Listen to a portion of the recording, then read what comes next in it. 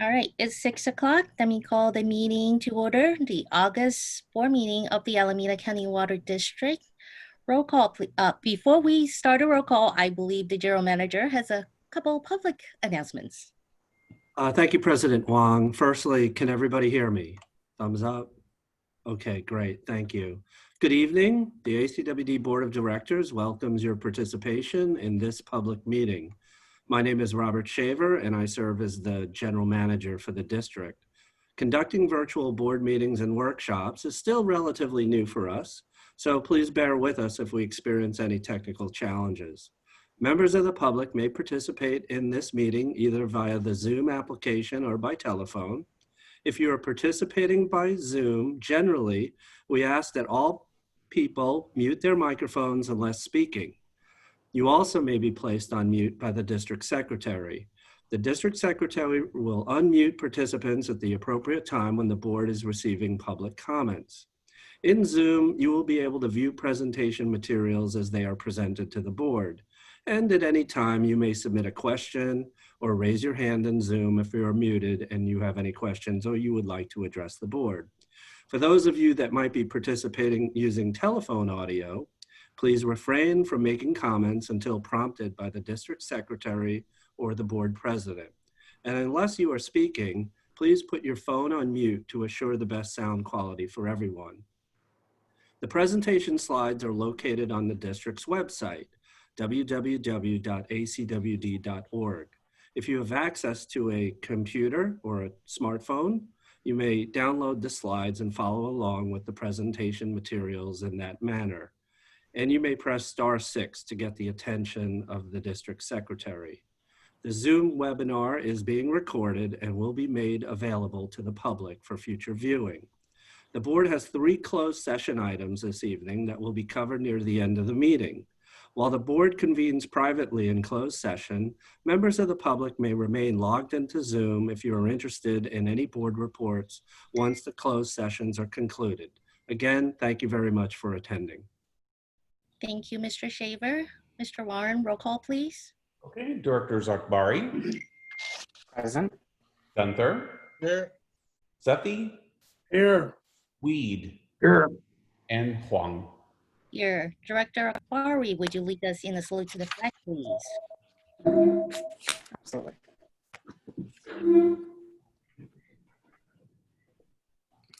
I pledge allegiance to the flag of the United States of America and to the republic for which it stands, one nation, under God, indivisible, with liberty and justice for all. Thank you. Thank you, Director Akbari. Before we proceed with the public comment, we just have an agenda modification. I believe General Manager Shaver, we are pulling item 5.6 from the agenda. Is that correct? Yes, staff recommends that we pull item 5.6. Okay, so with that, let's start with public comments. Member of the public may address the board on any issues not listed on the agenda which are within the purview of the Alameda County Water District. A 5-minute limit is customary. Members of the public who wish to address the board on a scheduled agenda item will be given the opportunity to do so at that time. With that, do I have any members of the public that wish to address the board at this time? If you do, please raise your hand in the Zoom app, or if you are on the phone, please just speak out. Seeing no hands and hearing nothing, we can move on to the consent calendar. Do I have a motion to add any items to the consent calendar? I'll move we add item 5.1, 5.2, 5.3, and 5.4 to consent. Do I have a second? Awesome. Mr. Warren? Sure. Directors Akbari. Aye. Gunther. Aye. Sethy. Aye. Weed. Sorry, hi, I was muted. Oh, that's okay. And Huang. Aye. Do I have a motion to adopt the consent calendar as amended? I'll move the motion to adopt as amended. I'll second. Second from Sethy. Okay, Directors Akbari. Aye. Gunther. Aye. Sethy, Aye. Weed, Aye. and Huang. Aye. So moving on to item 5.5, please. Thank you, President Wang. Item 5.5 involves the adoption of an ICMA Retirement Corporation sponsored 401A money purchase plan documents and authorization to take related actions. And Ms. Salido, our Human Resources Manager, will provide more information. Good evening, Board, General Manager. As Bob mentioned, this item relates to the district's deferred compensation program. ICMA RC Retirement Corporation is the district's deferred compensation plan provider. The district has made commitments to employees regarding benefits to be provided under these plans, including an obligation to provide a match for contributions made into the 457B deferred compensation plan. This match is provided to unrepresented employees who are not eligible for Social Security, and the match is currently set at a maximum not to exceed $1,750 each year. There is also the obligation under the various employment agreements with the current and previous district general managers to make employer contributions each year into the plan. In order to restate those obligations into the type of plan document that best serves the district needs, the form of the plan document needs to be restated into ICMA's RC's standard plan documents and adopted by the board. So this item seeks authority for the general manager to take these actions related to ACWD's 401A money purchase plan and trust as set forth in the adoption agreement and the plan documents attached to this item, including to make any future technical amendments to these documents as may be required to maintain the tax qualified status of the plan under IRS rules. If there are any questions, I'm happy to answer. If I might, Director Wee? yes, thank you. The board of directors are also beneficiaries of a 401 457. For a matter of just disclosure, are we, as the board of directors, included in, covered by this action or excluded from this particular program? You're covered under the deferred compensation, but you do not receive the match that was discussed. That goes to unrepresented or MCP employees based on their contributions, but that is not a benefit that's conferred onto the board. Okay, so this has no impact on our own compensation. Correct, yeah. Thank you. Any other questions or comments from the board? Director Sethy? Yes, from Paul Sethy to Ms. Salido.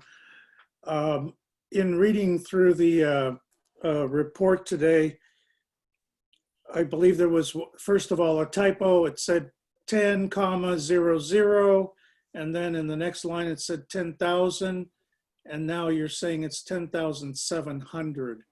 So I would just like a clarification on what exactly are we approving? Yes, so the match that goes to unrepresented employees is a maximum of $1,750 per year. So if they put at least that much into their own 457, the district matches the $1,750 into the 401A plan. I think where I see the typo, what you're referring to is just related to the general manager's compensation. So there's also a district contribution that goes into the 401A plan for the general manager. And there's some history. If we look at the first paragraph of the discussion in the board item, the history and where I see the typo is back in 2012, the contribution was amended to be 5% of base salary up to, it should read 10,000. That's where it says 10,00, it should read 10,000. That's the historical contribution. It's been amended over time, and the current contribution is a flat 10,000 per year. I'm accepting of the staff recommendation here, but where did the 10,700 come from? I'm not seeing that figure. No, that's what you just mentioned right now. Oh, if I misspoke, it's 1,750. That is the match that's provided to unrepresented MCP employees. Separately, there's 10,000 a $10,000 flat contribution provided to the general manager. So they're two separate dollar values. I see. Okay, I understand now. Thank you. Thank you. Thank you, Director Sethy. Any other questions or comments from the board? Hearing none, do I have any questions or comments from members of the public? If you wish to address the board, please raise your hand through the Zoom app or speak up if you're just on the phone. All right, I am not seeing any. Do I have a motion for this item? I'll go ahead and move the staff recommendation. Do I have a 30 second? seconds. Thank you, Director Sethy. Mr. Warren? Sure. Directors Akbari, Aye. Gunther, All right, Sethy, Aye. Weed, Aye. and Huang. Aye. With that, I think let's move on to reports. Item 6.1, board committee reports. Do I have any questions or comments from the board on the board committee reports? I have one. Director Sethy? Item 6.1.3, I hope I'm right on this. It's the Engineering and Information Technology meeting of July 15th. There was a presentation on our clean energy program. And I had some follow-up questions to that presentation, and I don't want to belabor the meeting here. So who can I follow up with on my follow-up questions to that presentation? Mr. Stevenson, Manager of Engineering and Technology Services. Okay, I will do that. And then second, in reference to that, I believe I proposed in September 2018 that we have a series of workshops to develop a clean energy program for the water district. And I identified, with the help of Mr. Peterson back then, that 5% of our operating costs were related to energy costs. And if we could shave off 1 or 2% or 2.5% through this clean energy program, we would be producing quite a cost savings to our customers based on where our operating expenses are now and moving forward in the 2020s, that every 1% results in about $1 million savings to our customers. That's about a 1% savings on a rate increase. So I really want to compliment the staff here. I didn't quite expect the production of all the research on all of the different energy saving opportunities that we had as a district and cutting back on our carbon footprint. And so I must say, I'm really delighted right now to see the results of this coming to fruition 2 years later, where it appears to me that we're going to have somewhere close to 10 megawatts of energy being produced by the district through the collective solar arrays. That's the equivalent of servicing 1,000 homes in the community full-time year-round. So congratulations to the staff. I'm looking forward to the RFP going out the door and acceptance of a procurement to go and implement early next year. So thank you very, very much. It's not often that a board member proposes an idea and then you see it come to fruition in such a short amount of time. So thank you, staff. Thank you, Director Sethy. I'm sure Mr. Stevenson echoes the appreciation for those kind remarks, and we will definitely pass on your feedback to staff. Thank you. You're welcome. Any other comments, questions from directors on the board committee reports? I have one again. Okay, Director Sethy. 6.2.6, the distribution hardness report, and actually the previous one too, 6.2.5. On the distribution hardness map, I noticed that there was zero blending of Hetchetchee water into our system. And I'd really like to inquire why that was.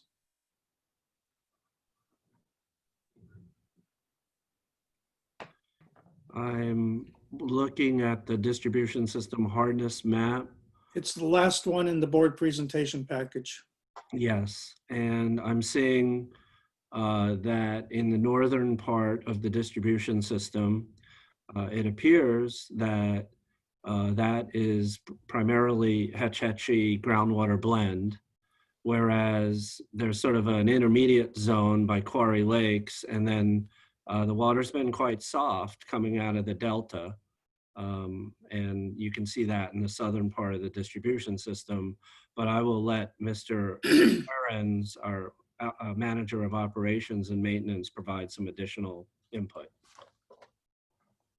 Yes. Good afternoon, board members, Director Sethy. Our blending has been standard as normal. The D plant has been running a little bit higher than usual, about 10 MGD over the last couple weeks. But the blender's been running. If anything, because of some of the PFAS blending, hardness could actually go up a little bit. Actually, it will go down a little bit because we're blending a little more for PFAS.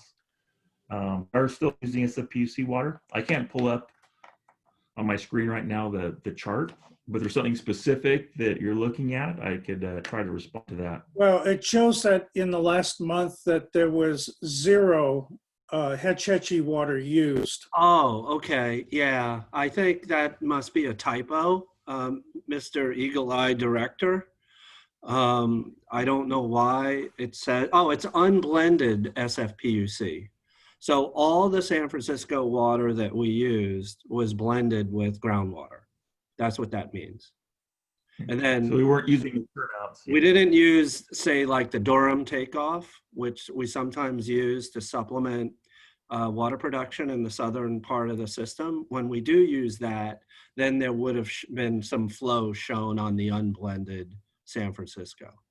Okay, so my next question, which I think Director Gunther would be interested in, is our hardness went up in the northern part of the district, in Union City specifically, up to about 145 across the region.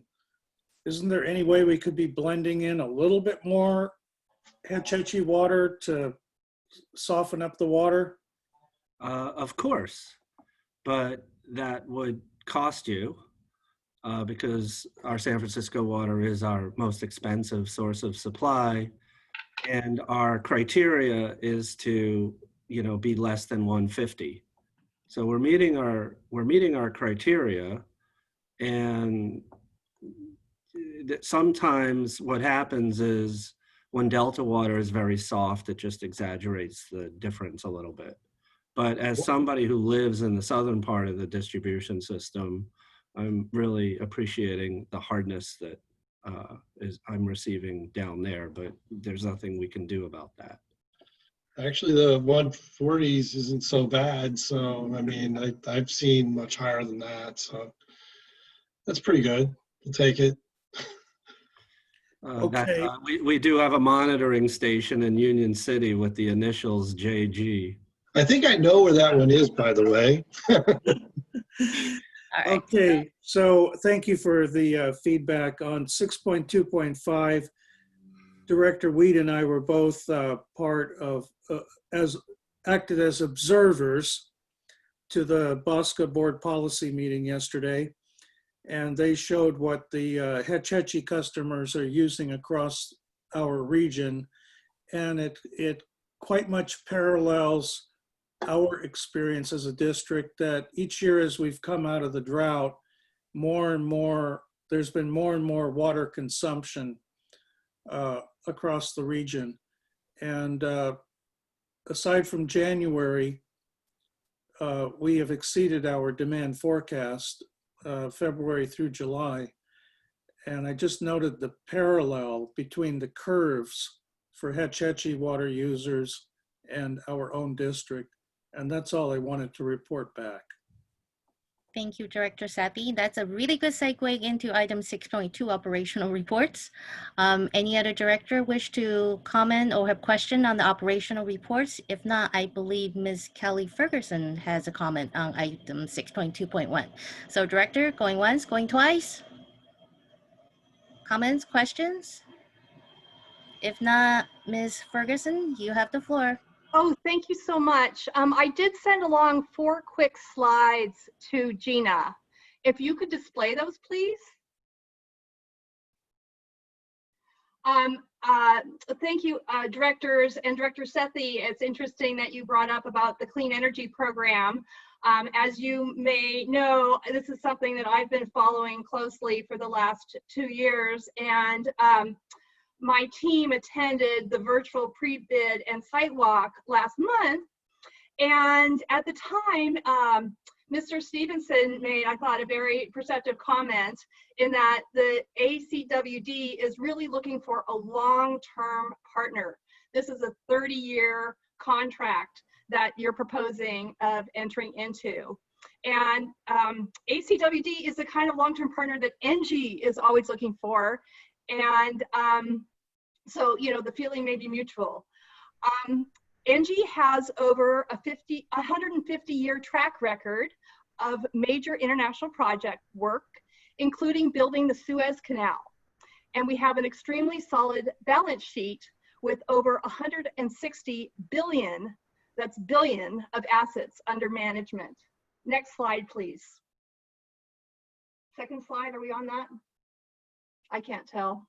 No, Mr. Warren apparently doesn't have your slides, so. No, I apologize. I was trying to get a hold of Gina to ask if she received those slides, because I'm Gina and I share responsibilities, so she may not have forwarded them. Could I forward it to you? You can if you want to. I don't want to take too much time, but I just could type in your name and. Right, so I think what we can do is maybe allow Ms. Ferguson to make her comments, President Huang, and then if she can send the slides, then, you know, we'll just email them to the board. Okay, let's do that. Let's see, I was just saying that NG is a global energy company operating in 70 countries worldwide, with our public sector division's national headquarters here in Alameda County.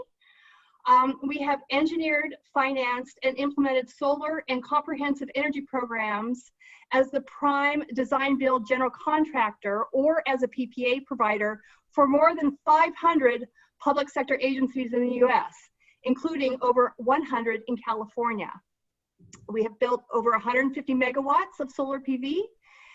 And regarding particularly, I'm going to use a crazy acronym now called RES-VCT. These are the projects that are virtual net metering projects, and the project that you have out on the street right now is has a large majority of RES-VCT projects. NG has installed far and away, designed and installed far and away more than any other provider in California of these RES-VCT projects. And so I wanted to point that out because, and this is in the slides 3 that you'll see, that we have about 20 projects we've done, including many critical facilities, water districts like yourselves, large water, important water districts like yourselves. But we have done all of these RES-VCT projects on a design build basis. These are not typically subject to a PPA bidding exercise because there's so much intense engineering required of these. And this is something that maybe Sage, who is advising the district, may not be aware of. Because they haven't been involved in too many of these, we tend to do them, as I say, design build. Because it takes iterative input from the agency, understanding of the operations, and the objective of these projects is to get the maximum financial return. it's not necessarily, you know, the cost per kWh like a traditional PPA. You want to get the overall best benefit for the ratepayer. So, you know, my point in coming to you today, I did bring this up at one of the subcommittee meetings and asked for one thing, a longer period of time because of the intensity of the engineering effort. And number two, asked to narrow the scope of this one RFP to particularly the two projects that you've been talking about so much on for near-term implementation. That would allow a company such as ourselves to provide a competitive bid, but asking us to dedicate the engineering resources to all of the sites, it's a lot. And frankly, it creates a big difficulty for us to participate. So in conclusion, I just want to say the final slide of my presentation, which you just have to imagine in your imaginations right now, but we have worked with over 100 public agencies in California. We have a fantastic, track record and reference list. And like I say, we would value a long-term partnership. You're entering into a 30-year agreement. I would ask for some consideration of being able to respond, really to your two top priority sites versus all of them. So I would, thank you. Thank you for your comment, Ms. Ferguson. With that, I understand. I think there's another member of the public wish to comment on operational reports. Do I have any other members of the public that wish to address the board on any of the operational reports? Madam President, I do. Right, please speak up. Identify yourself, please, sir. Yes, Ken Nishimura. I'd like to make a comment on item 6.2.6. And basically echoing Director Sethy's comments and questions regarding the hardness. I believe the general manager said that the district target is 150 milligrams per liter. The USGS classifies water up to 120 milligrams per liter as soft or moderately hard, and water beyond or in excess of 120 milligrams per liter as hard or very hard. Just looking at the map and just doing a rough calculation of the volume of water supplied by the district, it seems like the district produces enough water that is well under 120 milligrams per liter, such that if it's at all possible to redistribute some of the flows, the entire district could meet a target of 120 milligrams per liter. So I'm just asking the district to consider what steps could be taken to better equalize the hardness of water that is served throughout the district. Thank you. Thank you, Mr. Nishimura. With that, any other members of the public that wish to address the board on any of the operational reports? If you wish to do so, please raise your hand in the Zoom app or speak out. Director Sethy again. Director Sethy? Yes, I think I need to disclose here that Kelly Ferguson and I have been friends for a few years.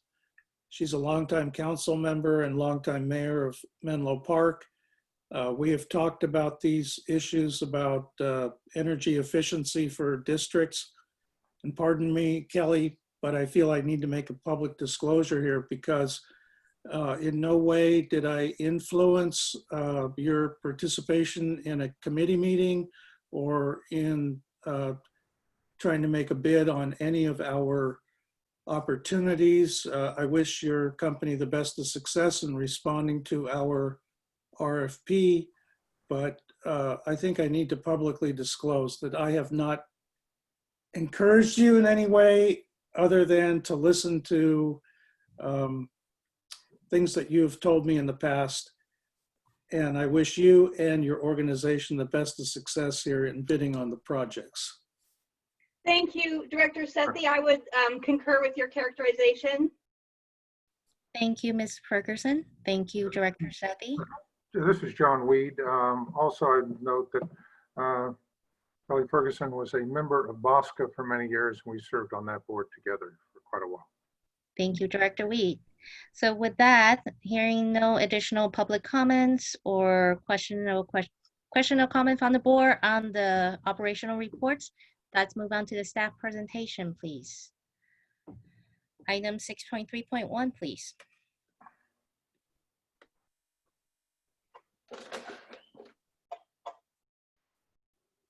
I think you're muted, Bob. Sorry. Thank you, President Huang. Sorry about that.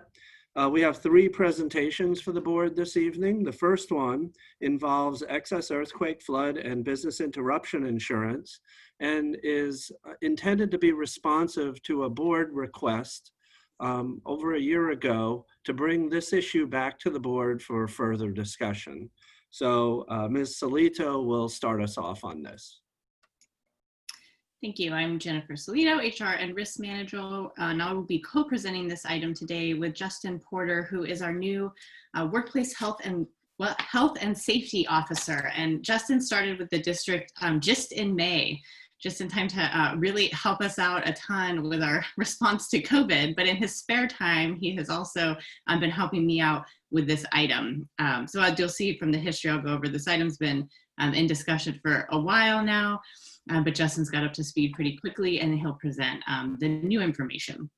So just to give you some a reminder, like Bob said, it's been over a year since we've seen this. Last year, the board had 2 discussions on this item, considering the purchase of excess and dedicated earthquake, flood, and separately business interruption insurance coverages. During the last discussion, the board requested staff to research some additional information and return to continue the discussion, which is where we are today. And then also present in our attendees, I see we have Karen Thiesing, the Director of Insurance Services, and Debbie Kybers with Member Services, both from Aqua JPIA, who are our current insurers. So if there's any really in the weed questions about the coverages, I'll defer those to Karen and Debbie. So next slide. Our agenda will provide a reminder of how we got here and a brief summary of our current coverage and what we talked about previously on this topic, which was over a year ago, then respond to the board questions that we received a year ago. And then we'll have time for Q&A and then board deliberation. So next slide, please. So some background for the board and members of the public. Prior to all of this discussion, the district had briefly explored the possibility of purchasing excess earthquake and flood insurance through our previous provider, which was SDRMA, but the costs were extremely prohibitive. And then in 2019, staff conducted an RFP for insurance coverages for our standard programs, which include workers' compensation, property, and general liability. And as part of that process, we also asked proposals to provide a quote for earthquake coverage.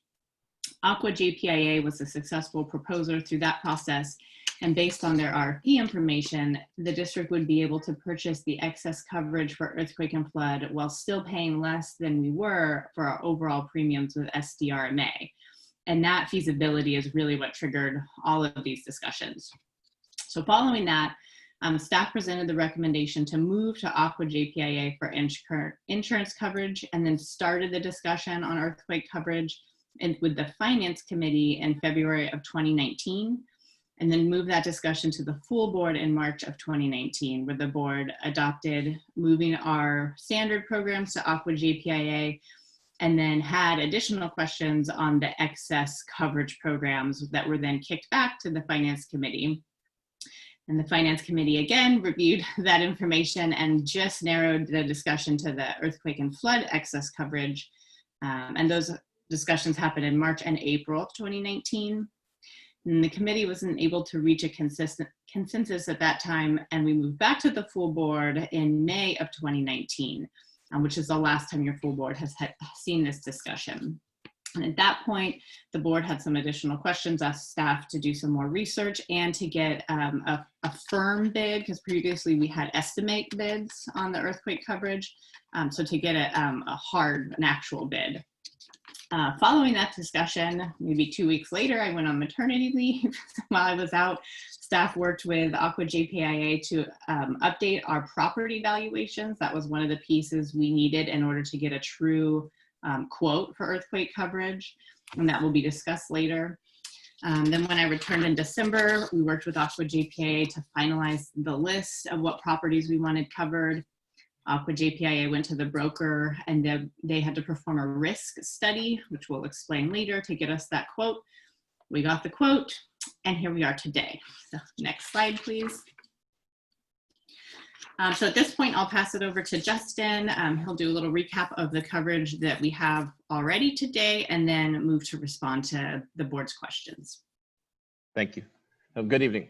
So before we get started, I would like to point out that the district does currently have minimal earthquake coverage, which is provided through the standard property and liability coverage program in which we participate. This coverage is shared by an entire pool of applicants. The amounts are shown here. And this minimal coverage would not be enough to restore services and repair district facilities following a disaster. However, it does meet the minimum requirement to receive a FEMA reimbursement following a disaster. Next slide, please. So kind of providing a brief recap of previous discussion, what are the main points regarding whether to or not to purchase additional earthquake insurance is access to capital in an emergency or in a rebuild type situation. We previously looked into which other funding sources would be available to the district following a disaster and the time it would take to receive the funds. So in the event of a catastrophic earthquake, the district has access to several recovery funding options that can be obtained relatively quickly. The district is currently maintaining a line of credit, which would be available within a few days following a request for funds, and this would likely be the most expedient source of funding. The district also has available reserves, and then should the district opt for additional earthquake coverage, those funds would likely be the next fastest and readily available source of funding. And then finally, FEMA funding, excuse me, which will also be available to the district, or will likely be available to the district, should I say, though it's not guaranteed, and it will be provided over several years incrementally. Next slide, please. So during the May 2019 board meeting, the board received quote estimates for additional earthquake and business interruption insurance, and staff sought direction from the board as to if the board was interested in pursuing the insurance discussion further, and if so, would work with ACWD to obtain concrete coverage quotes. At the conclusion of the May 2019 board discussion, the board asked staff to research and return with information on the following. One, a firm quote for $25 million in earthquake coverage, which will be obtained by specifying to ACWD which properties we want covered, and by ACWD conducting a probable maximum loss study, or PML, of district specific risk and event impact. And then second, an updated quote on $50 million business interruption coverage. As a reminder, business interruption coverage can be purchased through our current property and liability program, completely separate from any earthquake conversation that we're having here. Business interruption covers the loss of the loss of income subject to the terms and exclusions within the memorandum of property coverage. Business interruption alone under our current policy does not cover income loss due to an earthquake. However, if we were to purchase an earthquake policy, we could schedule business interruption, loss of specific income to an earthquake under that policy. Standard examples of business interruptions that the general policy would cover include some of the more common perils such as fire, lightning, explosion, windstorm, theft, and/or vandalism. And then three, find out from other agencies that have been impacted by an earthquake, how they recovered, and what impact the event had on their rates and their customer service post-recovery. And then Director Huang recommended that we use the Northridge earthquake as an example. Next slide, please. In order to receive specific quotes for ACWD, Aqua JPIA, through their broker, had to conduct a probable maximum loss evaluation. The results were not good. Basically, everything liquefies. This probable maximum loss is then used to get a quote for the coverage related specifically to ACWD.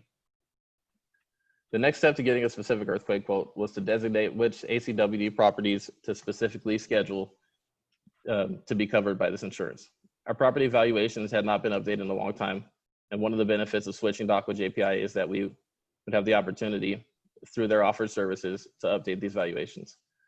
Once that work was done, staff selected which properties to request the earthquake quotes for.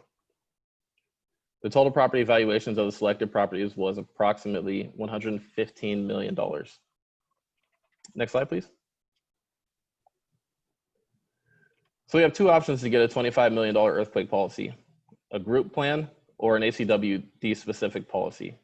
Option one, the carrier in the group, the carrier in our group purchase coverage plan is agreeable to adding ACWD. This program has a $25 million per occurrence shared limit. There are currently no participating members in the Alameda County area. The closest participating member is in Monterey County. And then, and the premium for this coverage is $345,720 per year. And then we have option two, which is a standalone policy that would give Alameda County Water District a dedicated limit. However, the premium costs would be significantly higher, particularly given our maximum loss. So the premium for the $25 million limit would be $877,222, and for the $50 million limit would be $1,083,600. Next slide, please. Regarding option one, the shared earthquake policy, the agencies listed here are the current participants with which we'd be sharing the pool. The closest agency is, and I'll read these off to you in a second. The closest agency that we have is going to be 93 miles away. That's going to be Pebble Beach, and that's going to be followed by Tahoe City, which is 153 miles away from us.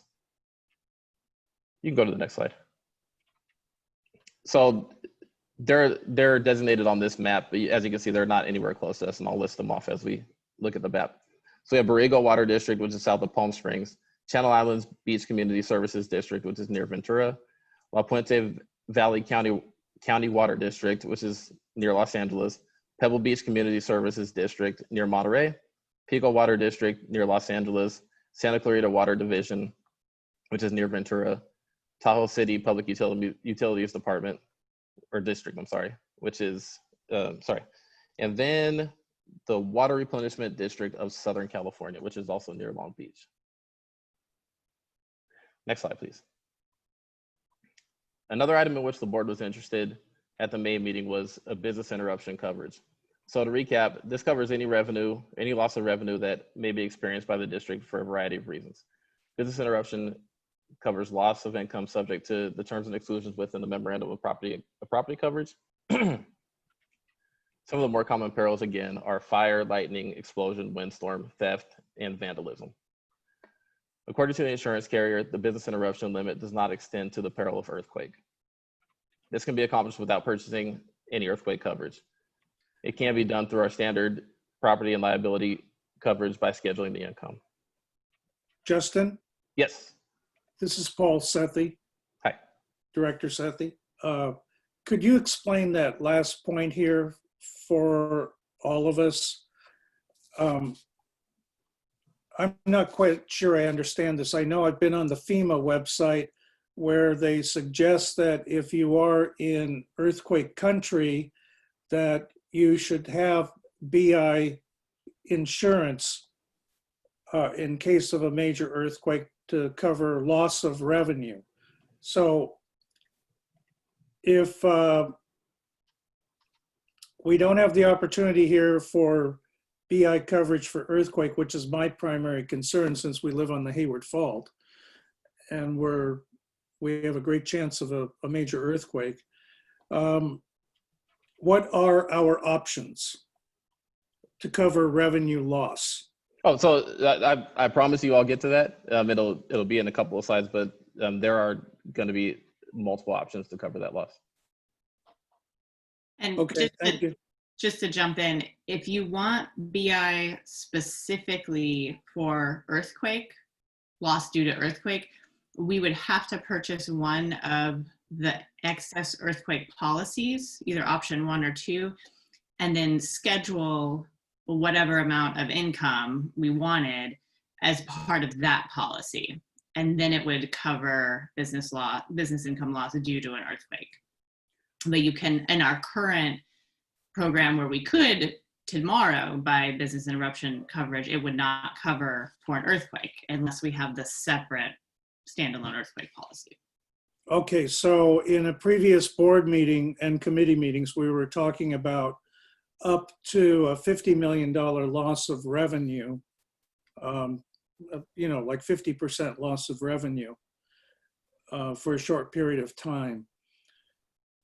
So I'm looking forward to you explaining how we can best cover ourselves for that, because that is my major concern for the district. So Justin, this is Director Huang. Yes. Just a quick question. Seeing that it does not cover loss due to earthquake, does it cover loss of income due to, let's say, COVID-19? So per the memorandum, it's not listed on here. It's very specific that it covers, let's see, where are we? Fire, lightning, explosion, windstorm, theft, and vandalism. I see. Okay, it will only cover what is specifically said. It is not the other way around, that it doesn't cover what they say it doesn't cover. Okay, got it. Unfortunately. Darn. Thank you. Thank you. So if we want income loss coverage due to an earthquake event, we would have to purchase an earthquake specific policy and then schedule the income. An important note, last year we did the presentation on the topic, or when we did the presentation on the topic, there was a small share of the pool for the business interruption. However, due to the current market this year, that's no longer the case, and there's no built-in business interruption coverage. So if we want any at all, we will need to schedule it. Next slide, please. So these are the agencies that we, excuse me, that we spoke with regarding their experience. First was the Los Angeles Department of Water and Power. In 1994, they were impacted by the Northridge earthquake. They did not have insurance at the time, or earthquake coverage at the time, and they received a FEMA reimbursement of approximately $238.1 million, approximately. However, it was an arduous process, and it ended up taking about 20 years to get that money back. They also expressed an uncertainty about the FEMA funding in the event that there's another catastrophic event, and also having difficulty accessing those funds. And now they maintain their own catastrophic event funding. And then next was the Indian Wells Valley Water District. Last year they had 3 earthquakes over July 4th and 5th. So pretty eventful July 4th weekend, but they had 3 earthquake events that range in severity from 5.5 to 7.0. They did have earthquake insurance at the time. However, they weren't certain if they were going to be able to attribute all the damage of their infrastructure to the earthquake event. So they ended up using their reserve funding that they had available, and then they got reimbursed by Cal OES to 75%, and then also 10% administrative costs. Their insurance provider conducts an annual evaluation to determine if there's an additional need for any type of earthquake insurance. And they did not specify whether that affected their rates or customer service whatsoever. Next, please.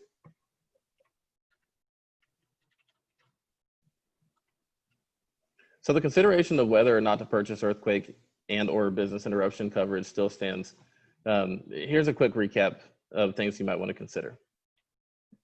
Cost feasibility and impacts on the district, the speed and availability of various post-disaster funding sources, how this will benefit or impact customers, and our risk tolerance when considering the probability of a disaster and the practicality of purchasing insurance. Next.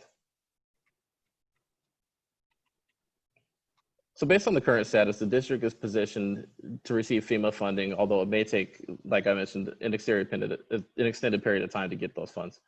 And we may also have access to reimbursement from Cal OES, as I also mentioned, potentially to the 75% ballpark, depending upon the severity of the event. And there's a lot of other qualifying factors with that funding. We're also well positioned with regard to access to capital in terms of our line of credit and at the level of district reserves traditionally maintained. So ultimately, the discussion comes down to risk tolerance.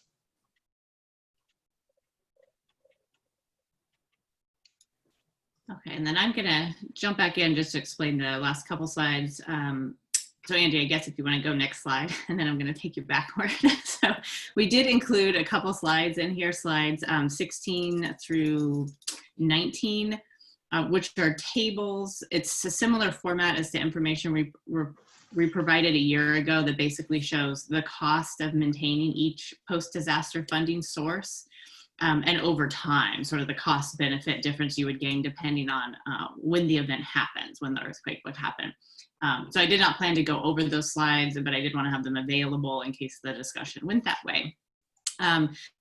So that's sort of the end of our presentation. Andy, if we could go back maybe to the previous slide, because I think this is really where we're going to pass it off to the districts. I think the discussion really is getting down to, as Justin mentioned, the risk tolerance, right? So the lower risk tolerance the district and the board has, the more insurance that we would want might be of interest. But if the board is confident that the district is positioned well in terms of our, access to capital, our ability and our approach to reimbursement, based on the experiences we've had, and getting that data and going through the process, then the board may want to consider no change to the current level of insurance, keep us where we're at. So I'm going to pass it back over to the board if there's any questions that we can answer, either Justin, Debbie, Karen, or I, and then board deliberation. And if the board is interested, staff can make a soft recommendation if you'd like, if that would be helpful. Could I ask that we go through those last 3 slides, because that's really the cost benefit analysis for us. Mm-hmm. Just refresh us here. Of course.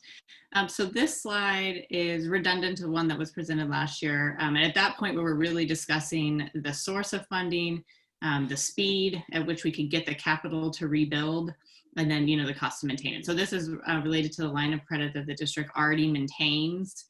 And the available funds would be the 10 million, and this shows over time based on the years how much it would cost versus how much we would get. So for example, if the earthquake happened in 30 years, we'd get 10 million and we would have spent 1.5 to maintain it over the 30 years.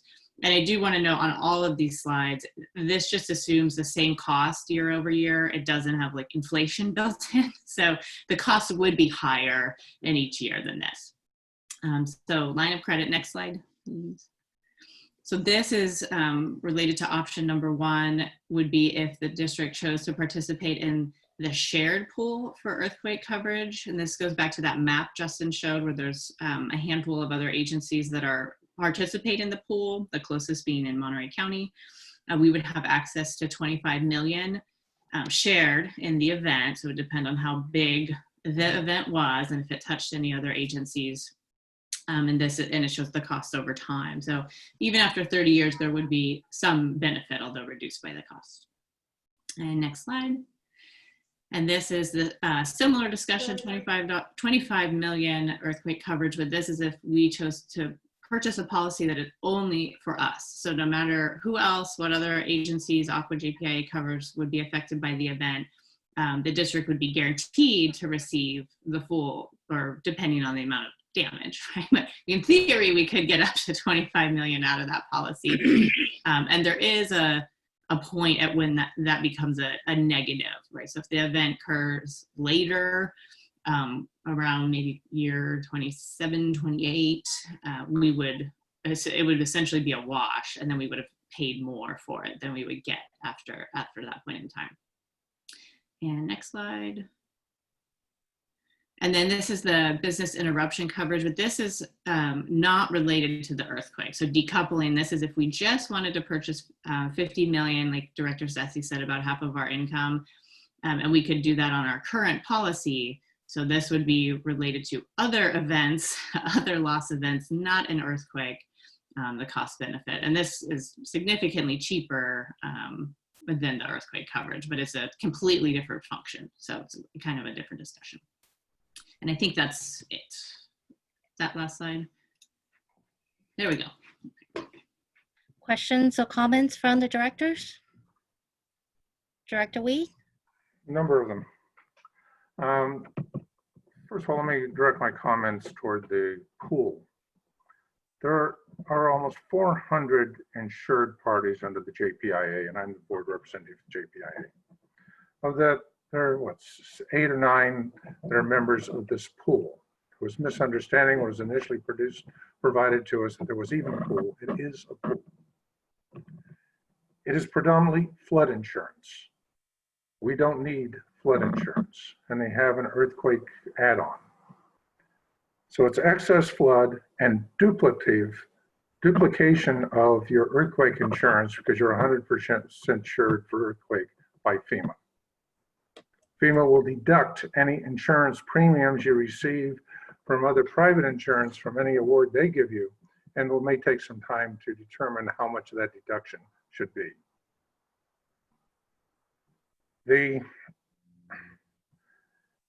Being a pool with small, if you just basic knowledge of game theory, this is a $25 million pool of which we would be 100% participant. The other smaller districts take smaller shares of it. In a pool, you do not want to be 100% participant. And second, you want to have peers of equal size and risk. That does not exist in this case. The insurance company that JPI uses is not admitted to the state of California. And the timing for the FEMA is really a function of your records.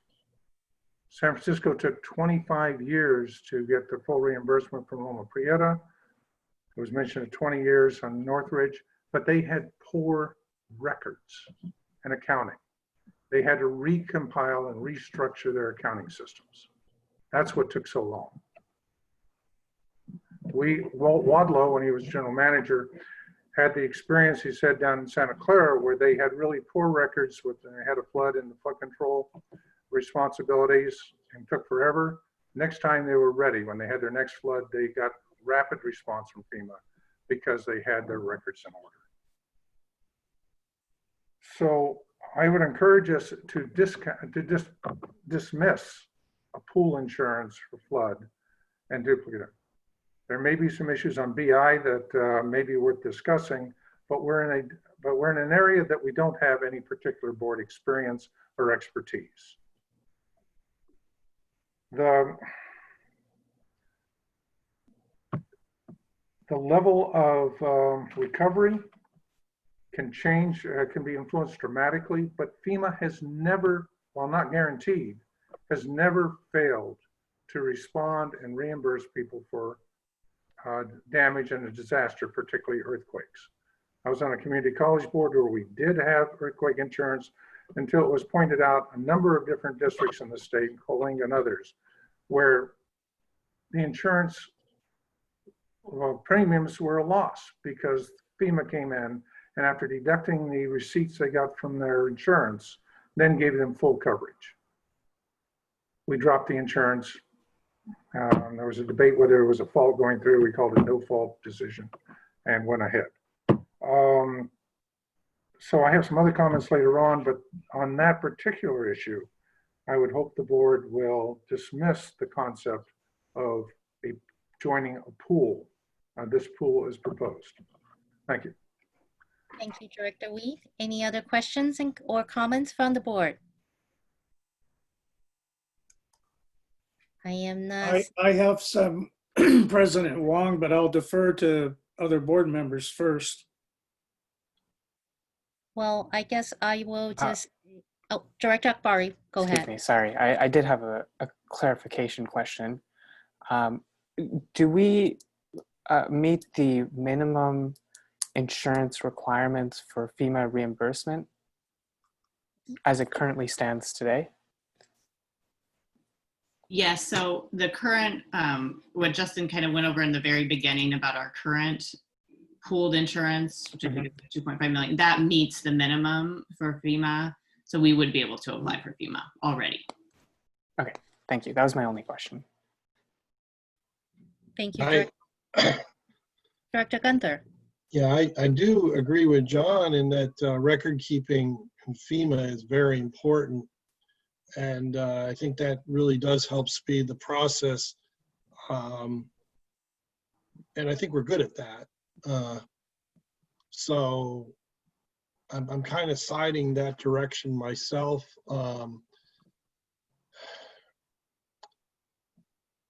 I know that record keeping and FEMA reimbursement is highly critical, and that a lot of the agencies and governments just don't have that, and that really causes the problems. So for right now, that's what I'll leave mine. So it'd be me. I agree with Director Weed, actually. At this point, I do not see the need for us to buy additional insurance, either business interruption or additional earthquake insurance. By buying insurance, we're basically paying for insurance to cover for something that FEMA would eventually reimburse us. I would say eventually, since it will take a while. And yes, record keeping is very important, but it's a job for a public agency like us to make sure our record is clear and is properly filed and prepared. So with or without the insurance, I think the burden is on the district to make sure that everything is in place when we need it. Just to show how important it is, I do work for a federal government agency that does provide emergency response. And whenever emergency response go out to the field, there's actually a team at home behind them that keep track of all the paperwork. Every single invoices, there is actually a person responsible to track it, to make sure it's in place and it could be called up. So yeah, it is important. At this point, since the business interruption insurance doesn't seem to give us what we need, and there is no reason to buy additional earthquake insurance, my preference, as I have said before, is to maintain status quo since we are nimble. We have enough reserve to provide the large cash infusion that's necessary for us to rebuild. We also have a line of credit that the directors, one of the directors on the board was clever enough to suggest that we should have. And fortunately, we did end up keeping this line of credit that would allow us to be nimble to provide the cash necessary in case of an emergency to rebuild. And meanwhile, while we wait for FEMA to reimburse us. So at this point, I see we maintain status quo. Okay. So with that, Director Sethy, Director Weed, I know Director Weed wants to talk. It looks like you want to talk, but I want my first comments were toward the earthquake and the flood insurance. Business interruption, I think, warrants some additional discussion. Okay, that's your prerogative, Director Sethy. Yeah, yes, I agree. There are two separate discussions here. I have a question. If you can go back a couple of slides here for Justin. Go back to the first of the three addendum slides. No, the addendum slides. There we go. Okay. So I originally proposed that we have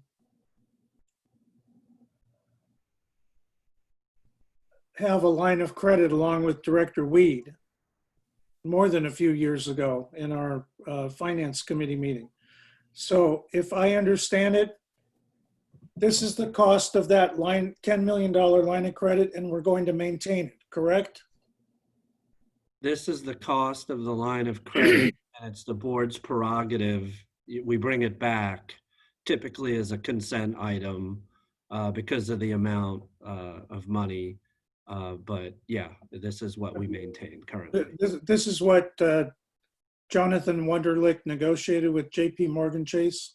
Right, but I just wanted to point out that we haven't made a 30-year commitment to keep a line of credit. It's approved by the board on a year-to-year basis. Okay, so are we going to be reapproving this line of credit shortly? So it usually comes to the board in November or December because the term is kind of from late December, the 1 year to late December the next year. So, we currently have an active line of credit available. And, you know, I'm hearing some pretty strong support this evening to make sure we maintain that. And so we would certainly plan on bringing that to the board in the normal course of business in a few months. Okay. So I think 250,000 every 5 years is pretty reasonable for a quick availability of $10 million. Can we go to the next slide, please? Okay. So I have a little bit of a difference of opinion here on the shared pool. It relates to the map that Mr. Porter was showing here in the presentation, which is, and I have a question here too, because I don't want to assume I know everything, but my observation is that we only have one water district in the extended Bay Area that would be affected by, let's say, a great quake on the Hayward Fault, and that's Monterey. All of the other districts are well out of the area. And so if we were part of a shared pool, I think that we would end up with the majority of the money from this shared pool in the event of a Hayward quake. Here's my question for Mr. Porter or Ms. Alito. Let's say we had a major quake in the Southern California counties where you have more of the participants, and all of that money is used up by them, and subsequently we had a major quake on the Hayward Fault. Where would we stand?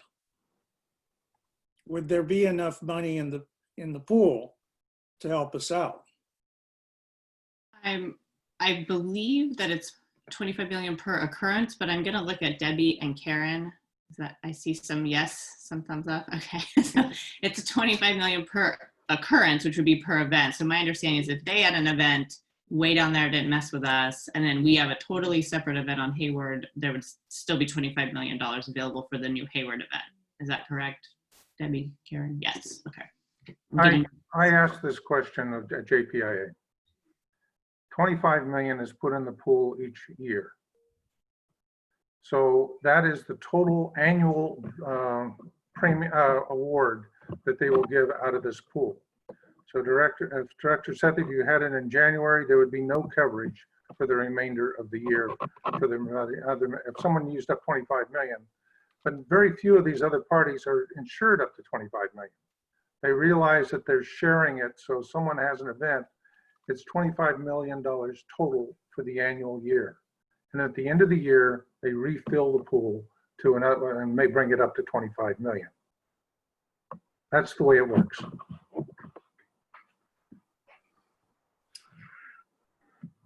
So do we want to get clarification from Karen and Debbie maybe? Yes, sure. please. I'm going. Hello, everyone.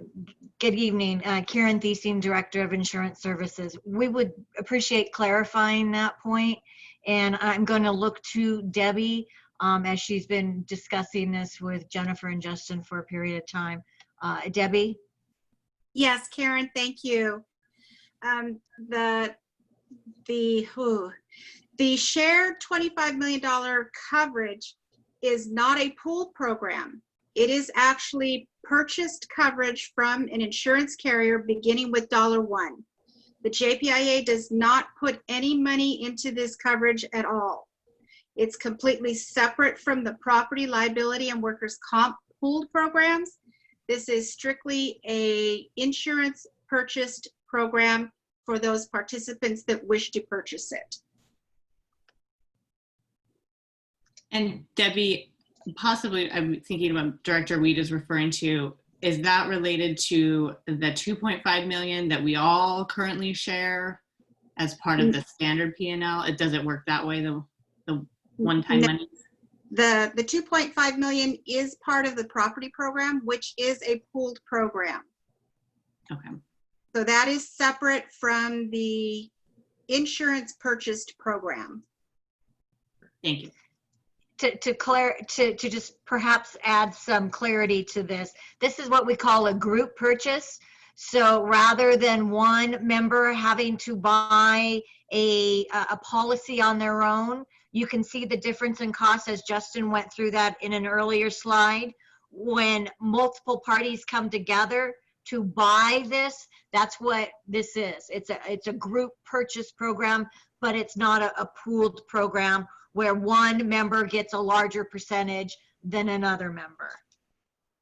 Agreed with that, but the part of the pools, the system, which whether it be a pool or shared coverage, it's only a total of $25 million will be paid out to all members during an annual year. That if someone has an event, that reduces the 25 million that's available to the others. John, until the pool is refilled, until the pot is refilled. Well, as Debbie indicated earlier, it's a per occurrence limit, which means if we have one claim and there's multiple parties that are surrounded in a geographic area, that one claim, i.e. that one earthquake, they would have to share. But if we had another earthquake in that same policy year, and it was in a completely different geographic location, let's just say, i.e. Northern California, and it was on the Hayward Fault, then Alameda would have a 25 million per occurrence limit for that loss. Now, as Jennifer indicated, and Justin, if by some chance Monterey was impacted with this same per occurrence event, then it would be Alameda and Monterey sharing some portion of that $25 million. Okay. If I could just quickly, because this is important. John, I need my time here too. Well, some parties only, I think it needs clarified and I'd ask for it to be confirmed. If some of the parties may only have $5 to $10 million of this that they have put in for, so they're limited to their return to 5, 10, whatever they're paying for a percentage of this. We're going 100%. But second, I was given fairly definitive that I have a different information when I investigated this when it first came up. And I would encourage you to go to the insurer and confirm that understanding. Thank you, Director Weed. Director Sethy?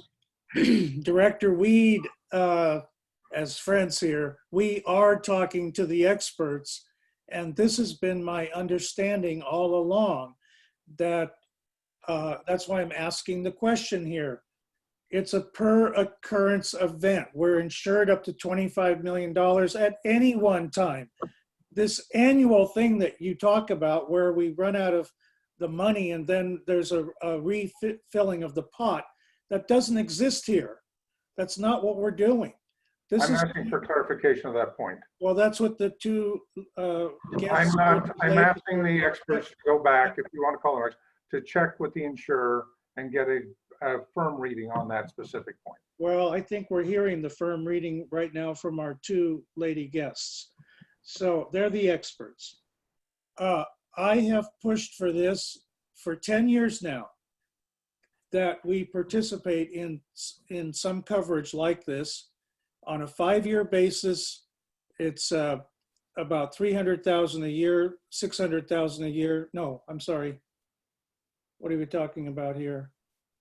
Yeah, around 300,000 a year, 400,000 a year. And the benefit to the district is that we live on the Hayward Fault. I give a lot of presentations in the community on this, that going back to millennial, going back through Ohlone Indian oral histories, through the USGS scientific studies, that we have a major quake of 7.0 or greater on the Hayward Fault every 90 to 165 years. And the average is 140. We are now in year 152 since the great quake of 1868, which destroyed everything from Richmond, including the new UC Berkeley campus, all the way down to San Jose, including the old mission right across the street from you, John. So we are past the average and we are getting close to the maximum. USGS says that this is the earthquake fault with the highest risk of a severe earthquake over the next 30 years, 30% chance or more of a major 7.0 earthquake. They call it the next Katrina for the United States. And we need to be prepared for that. $25 million is actually chump change when compared to the hundreds of millions of dollars of assets that we have in the district. What if we have a cracked reservoir? What if we have tanks that collapse in an earthquake?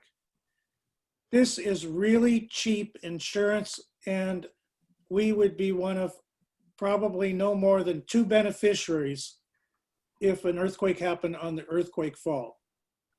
And so I really encourage the board strongly to support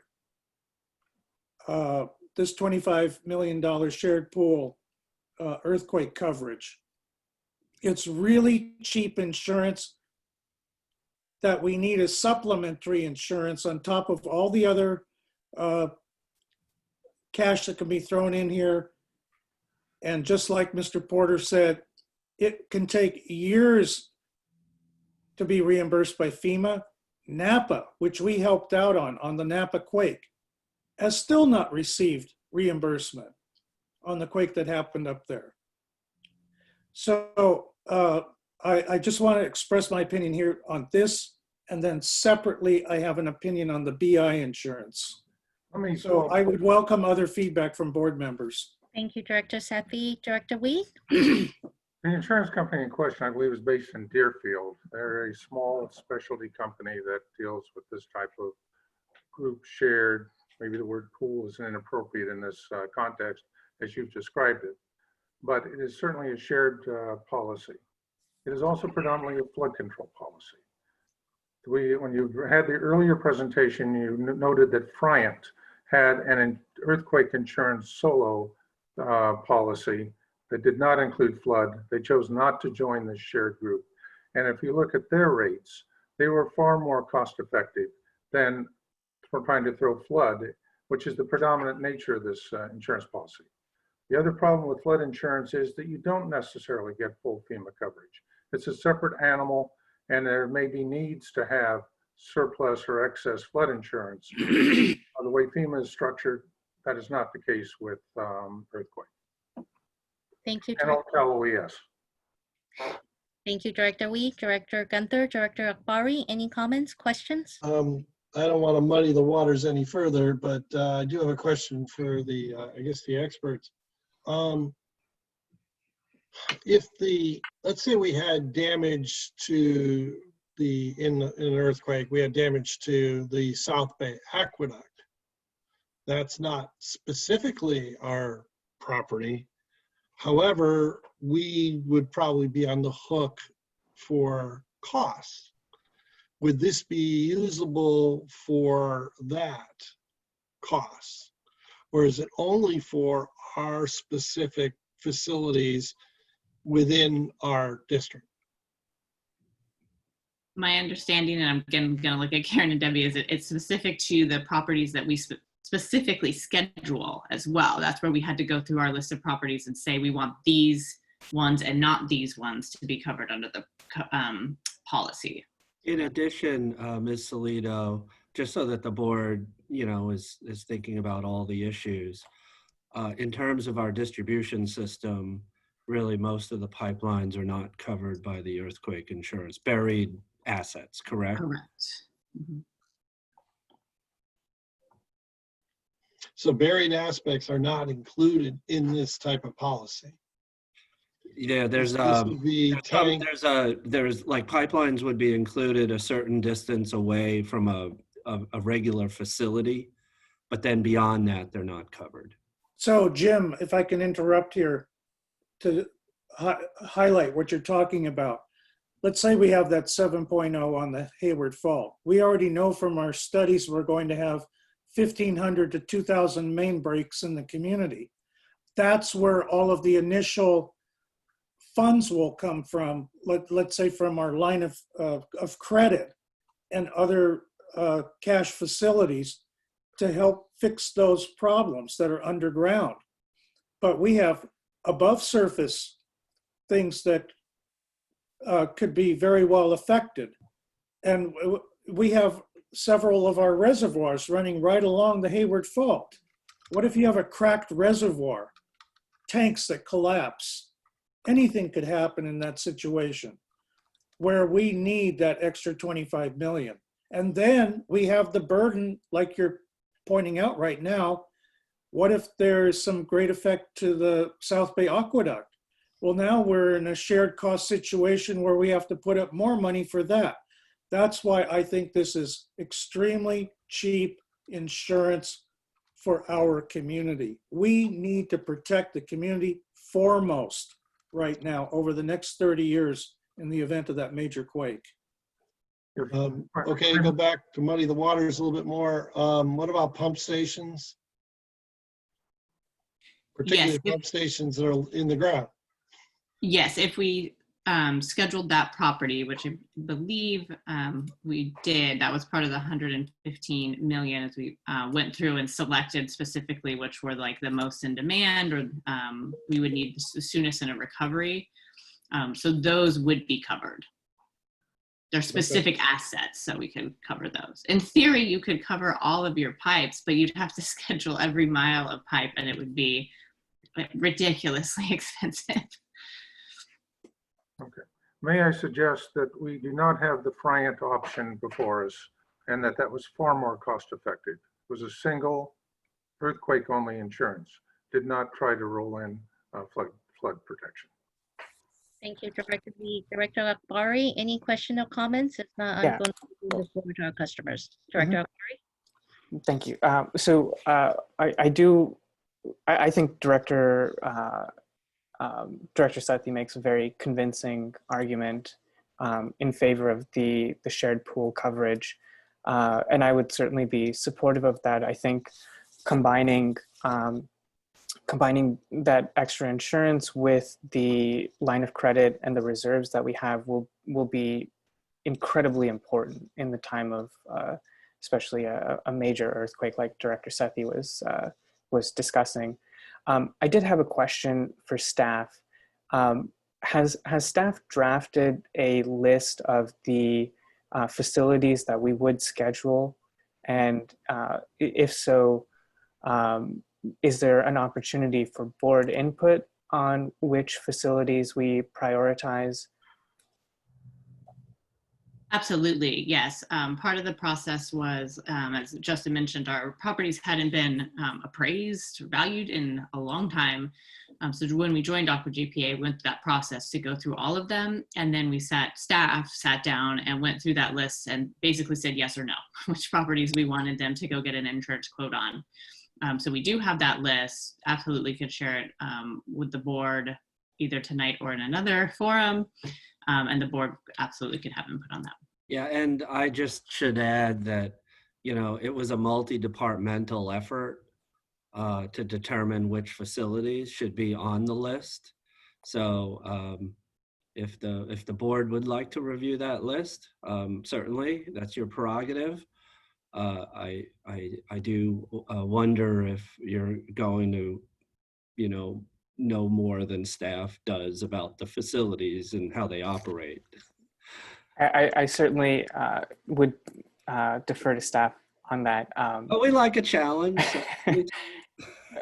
No, I definitely greatly value staff's input on that. I was just curious if we did have that list prepared, and sounding like we do, I think it would be important, at least for me as a board member, to review that list and understand which facilities we would be covering should we go with that insurance. Yeah, so what we can do is we can forward the list of facilities to the board if I appreciate you're interested. Yes, thank you. A present. Bob, you're reminding me of those AWWA contests that our teams go to, where they're asked all those questions, right, in competition. I would never want to have the board facing the staff in one of those competitions. Well, I mean, we live this stuff every day, obviously, and board members are great. And this is a policy issue. So this is why you're reviewing this information today, and it is definitely your prerogative. Okay, got another question. I'm curious, Director Weed has spiked my curiosity with the concept of the flood. If this is if we're paying for, are we paying for flood insurance with this too, or is this just an earthquake insurance, or is the fact that the cost is paying for flood insurance, or is this just an earthquake policy? I believe it's just an earthquake policy, but I'll look to Karen and Debbie. Jennifer, I can answer that. It is a combination flood and earthquake policy.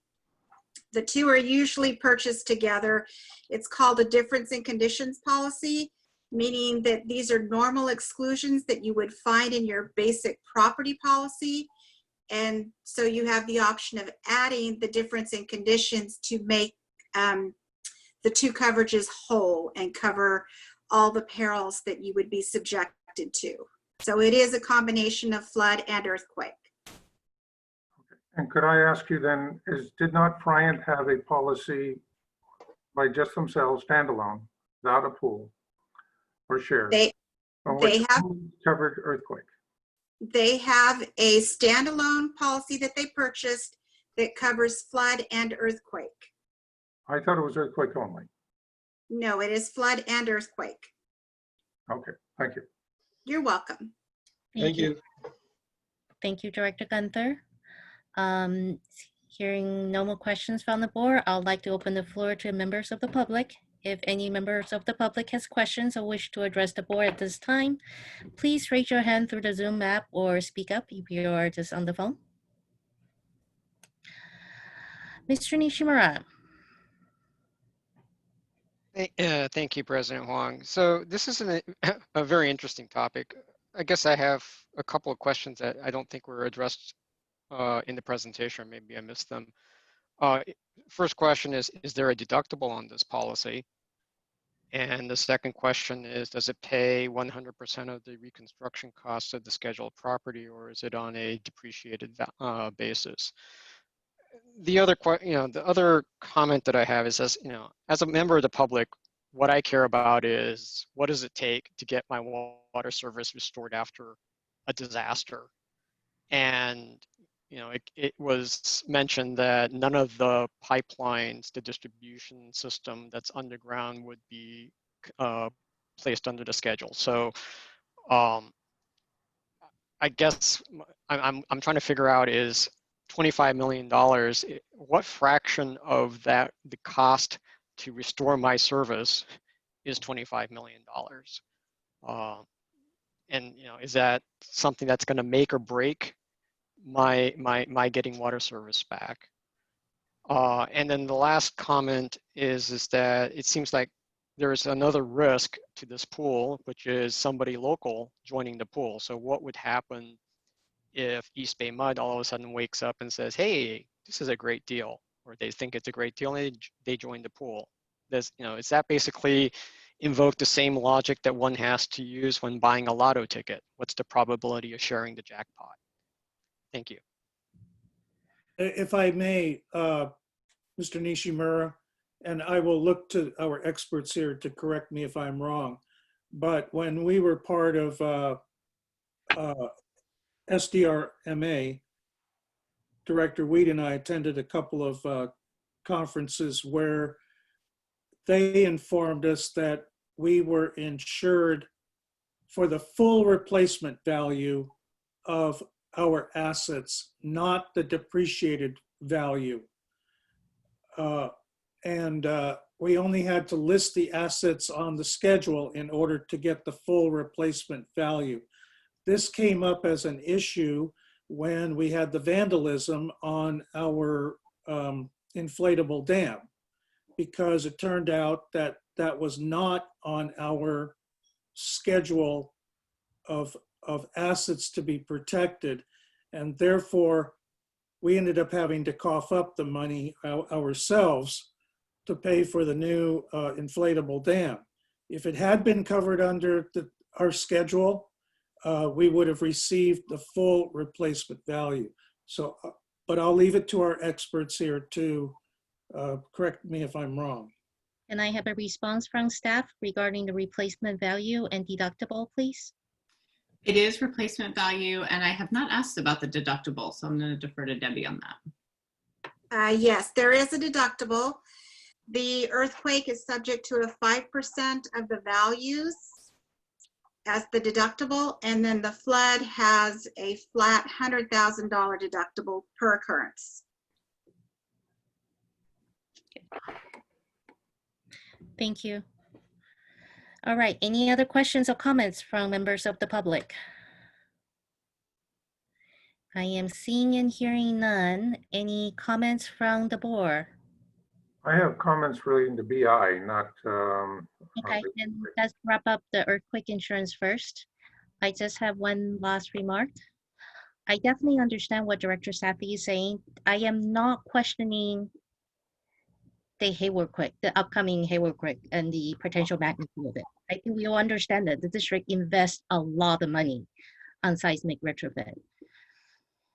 In fact, we've been upgrading our tanks, our facilities, our pipeline crossings. The district actually has dedicated earthquake retrofit program. For me personally, it's not if the earthquake will occur, it's yes, it will occur.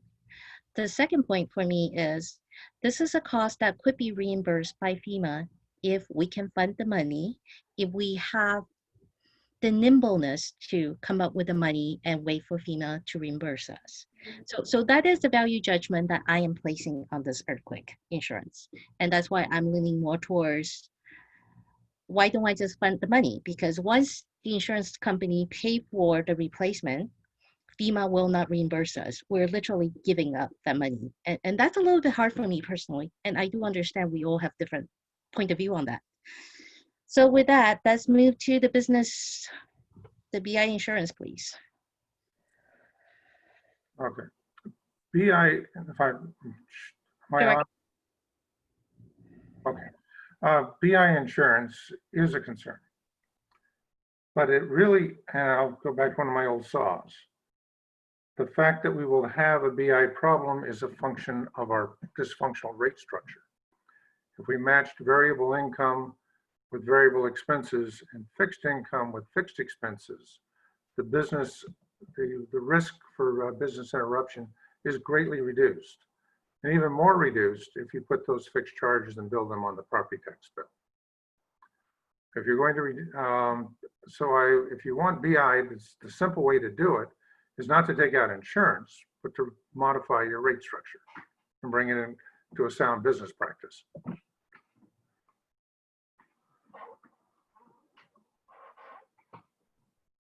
Thank you. Thank you, Director Wee. Any other comments, question from Director? Director Sethy, you alluded to the fact that you have comments. You need to unmute yourself, Director Sethy. Yes, I did. I thought when we were first talking about business interruption insurance, and the reason I brought it to the board's attention originally was because FEMA recommends that water districts have business interruption insurance for all of these different events, including earthquake, tornadoes, hurricanes, fires, the other things that were cited here. But I was surprised this evening in reading through the presentation to see that earthquake is not covered. That's our primary concern. These other events, explosions, fire, other things, I think we can handle those things on our own, much like President Huang is talking about. I don't see those as being real consequential to the district.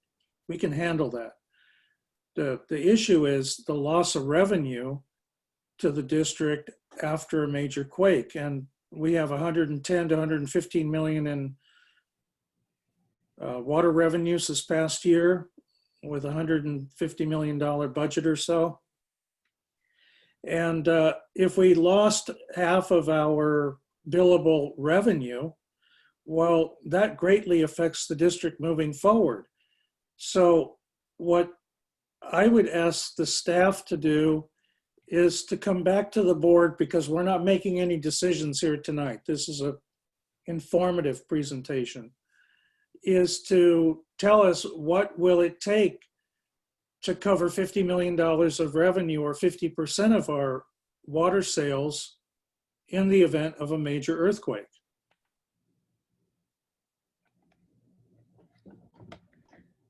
Okay, I'm sure staff got that. Thank you, Director Sethy. Any response? Any response from staff? My understanding is we would have to purchase one of the earthquake policy options that we've discussed and schedule the $50 million income in that policy. So the only way to get BI specific to an earthquake is to have a separate earthquake policy. So how difficult it is for you to find out what the cost of that is and report back to the board? So is the question, if we were only to insure for BI and not any of the properties? No, we insure for the properties plus BI. Okay, in addition to the, Yeah, Right. okay. I'm not sure where the board is actually on insuring the properties with the shared pool earthquake coverage. So maybe we should kind of find out where we are there. Okay, that's fair. And then see, because if we don't check that box, then it doesn't make sense to do the research, maybe. But if we do check that box, then certainly we'll do that. Okay, so I think it's pretty clear. Director Sethy is for the additional earthquake coverage. I am against it. Director Wee, I believe, is against the additional earthquake coverage. So Director Gunther and Director Akbari. Thoughts? Don't all volunteer at once, and remember to unmute yourself. All right, I guess I'll go first. I think for 5 years, I'm willing to play with the shared pool and see how it works out. I think let's give it a shot, and we'll do the research. I'm not 100% sold, because I agree with, that FEMA will most likely reimburse us, but I'm also looking at the interim costs, and so I'm really not sold 100% on this, but I'd like to continue down that path, particularly a 5-year research on it. Thank you, Director Akbari. I'm in favor of the shared pool earthquake insurance. Thank you. So, Mr. Shaver, I believe the majority of the board wish to proceed with the share pool earthquake insurance coverage. So please have staff investigate what's the additional delta to provide the business interruption insurance.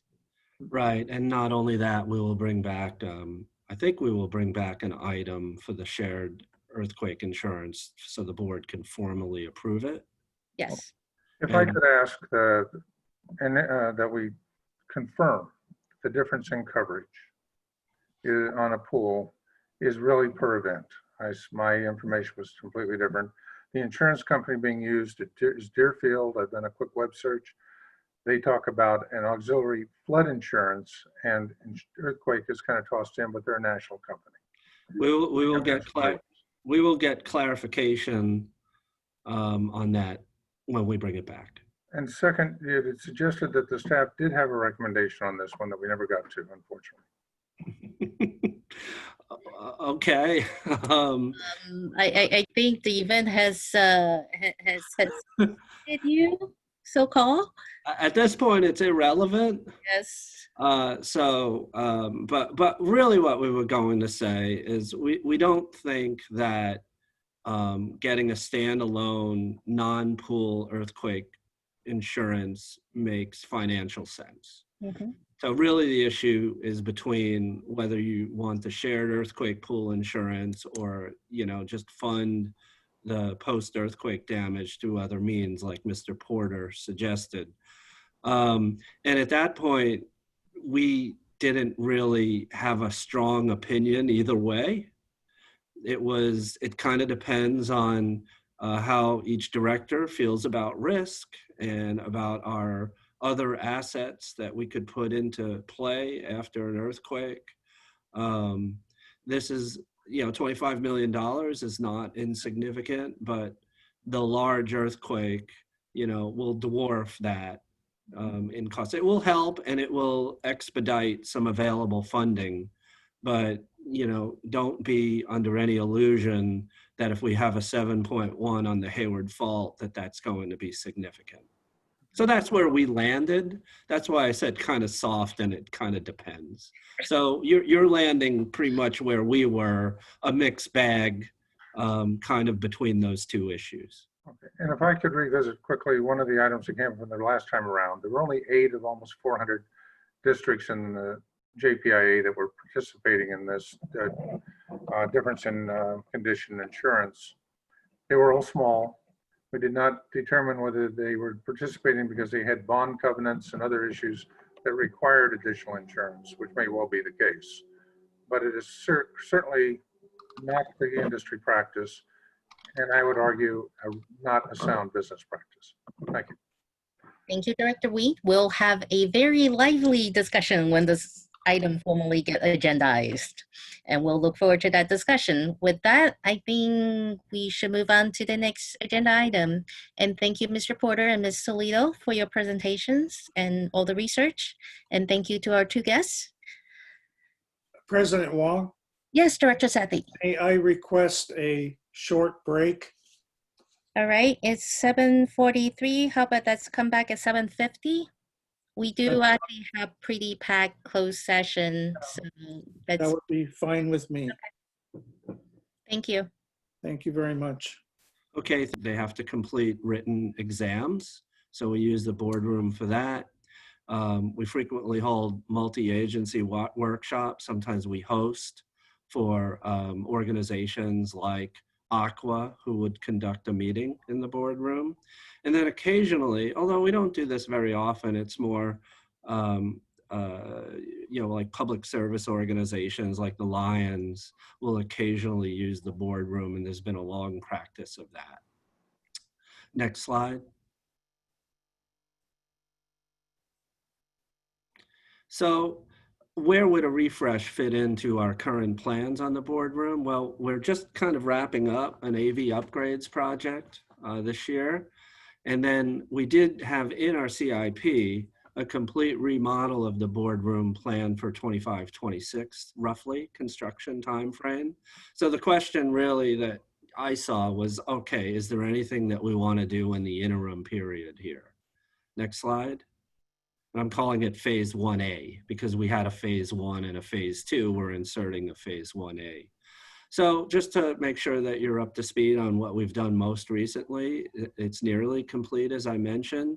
We're replacing the AV system, replaced the video recording system, and we're improving both the audio and video in the room, which will facilitate smoother streaming of board meetings, you know, in the future.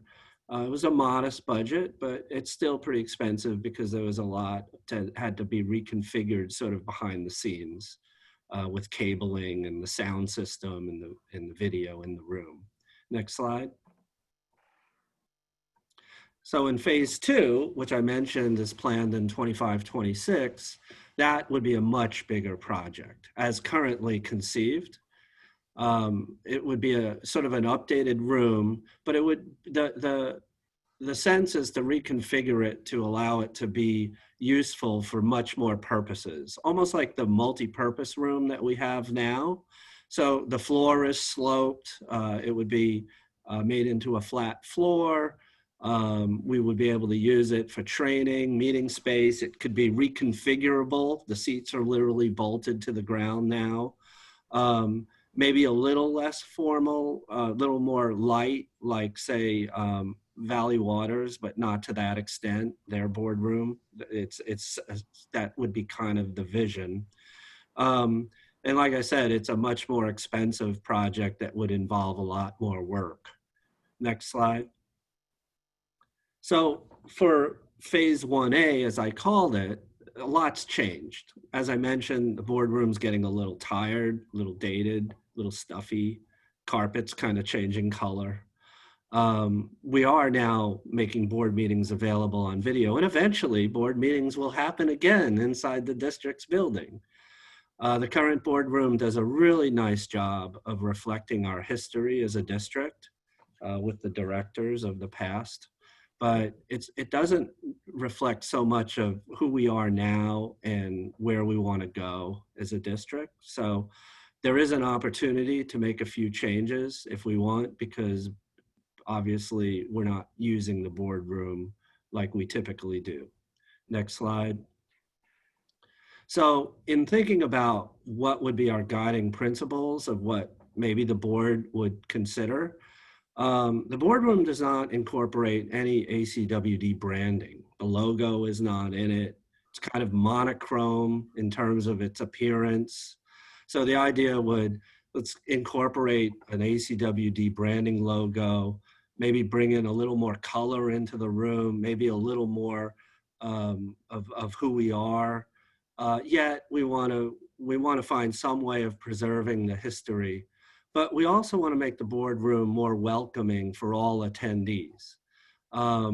It has been pointed out to me over the years that although, you know, the boardroom does reflect our history, it's kind of a uniform history, depending on how you look at it. Now, I'm not going to imply that we have a statue of General Lee in the boardroom. That's not it, but it is not so reflective of our current service area in terms of demographics, although it does reflect our history.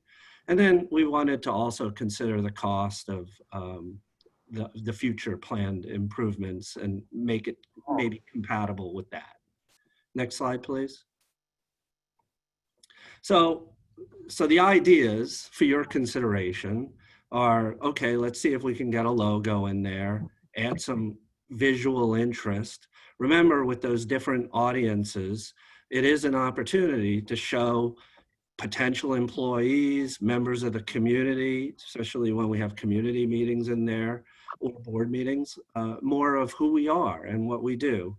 Maybe include nice images of district facilities or our sources of water supply, or maybe even some of the children's art that's been submitted over the years, which would make it a little more fun. But again, we want to preserve the history and we want to recognize that. So the idea was, okay, maybe we can take the photos, relocate them, but still make sure that we get an etched glass or a nice metal plaque listing the past directors. East Bay Mud has done that. They've got a nice plaque up, and not an old musty wood plaque with the old brass plates on it, something that's more contemporary and modern.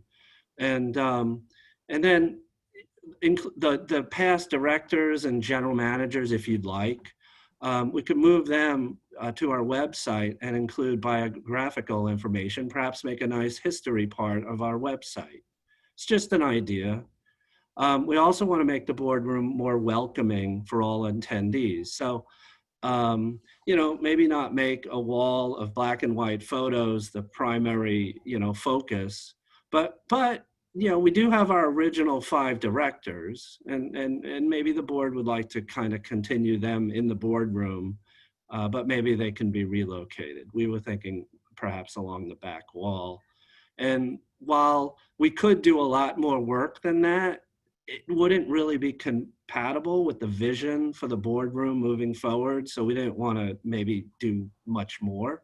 Next slide. So we thought we'd kind of just show you some photos of possibilities. These are, and we didn't spend a ton of time on this because frankly, I don't really have a great idea of what the directors are most interested in.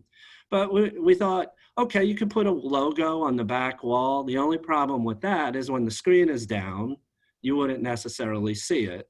But you can kind of see that there's opportunities to move to get some photos up there or some branding. There's also the whiteboard that we have never used in a board meeting, at least. We might be able to do something with that. Next slide. Another concept, and I mean, this is like, we just kind of threw this together just to kind of give you an idea of what the possibilities might be. So if the screen is down, we could put the, you know, the ACWD logo somewhere on the dice and have some different photos. And then the next slide, along the back wall, I mentioned something nice to honor the history of the district. It could be something like I said, a glass, etched glass or metal. We could put the original 5 directors back there. You know, there's the side wall that we can do some things with too, as you look forward on the left side wall. But because, you know, we wanted to just kind of, you know, this just kind of was a request to take a look at it. We just wanted to bring some ideas to the board, see where you go with it, and then go from there. You know, I think the one of the concerns that I was guessing is the photos, especially what's going on in society right now. So that also informs some of the ideas that we have going on. Next slide. In terms of, you know, what else we could do, we could make this a much bigger project. There's just 2 issues with that. It might not be compatible, and staff is kind of really busy right now. Working on other projects. So this is not a recommendation. We would basically have to look at the other priorities, and we'd have to really come back and say something else has to give because we do have limited design and construction management staff available with all the surge and capital improvement program projects that are going on right now. Plus we're down some staff. Next slide. So this is what a video image actually looks like. I just took a screenshot from one of our board meetings back in December. In fact, you might even recognize that particular commenter, who is sometimes a frequent commenter at our board meetings. I just wanted to get you in the right mood for what the room looks like. And obviously, there's a lot of options here, but you know, I just kind of wanted to tee it up with some, you know, ideas that we had, see where it goes, and then go from there. So that was all we had in mind to present for this evening. I think this is really an opportunity for the directors to talk with each other to kind of see where you guys are I shouldn't say you guys, where you all are in terms of what you're thinking about what we want to present to the public when it comes to our boardroom. So with that, I'll stop, and we're happy to respond to any questions, but I think this is really an intra-board discussion. Questions or comments from the directors? Director Wee? Okay, I can start. Having been involved in a number of boards over the years, it's always struck me in attending various meetings that the more separation or the higher the DS, the bigger the moat between the directors and the public, the more autocratic the organization. So to the extent that we can look at getting a board room that allows people to feel comfortable to have direct communications, we're better off. I'm glad to see that in the long run, we're going to go to a multi-purpose and will eliminate the theater, slope, and seating. But what we also intrigued me is that we talked about making this an expansion or principal emergency operations center, and coming up with a sketch for how that might operate, which is going to require significantly more video capable space on the walls and interactive information that people can respond to, will be the ultimate goal. And what we can do that's compatible with that ultimate vision is fine. I have no problem with the photographs that we've had of all of our directors, which someday each of us will be on, regardless of how we leave the district. So if you put that to the back wall and give more audio visual on the front, I'm okay with that concept. Thank you. Thank you, Director Wee. Just a clarification. So you're talking about moving the photos as is to the back wall, or are you saying you're okay with having an etching of the names and just the 5 original founders photo on the back wall? I have no problem with the relatively limited number of directors and general managers we've had in the well over 100-year history of the district, which I think is one of our strengths. And I think there's room on the back and some maybe the back sidewall for them. Okay. Director Wee. Director Gunther, Director Sethy, Director Akbari, comments, questions? I am Director Akbari.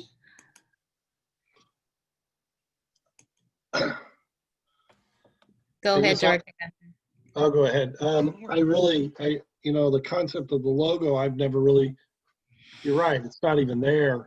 I think that's something we should probably go ahead with, perhaps in the dais. I don't know about the screen.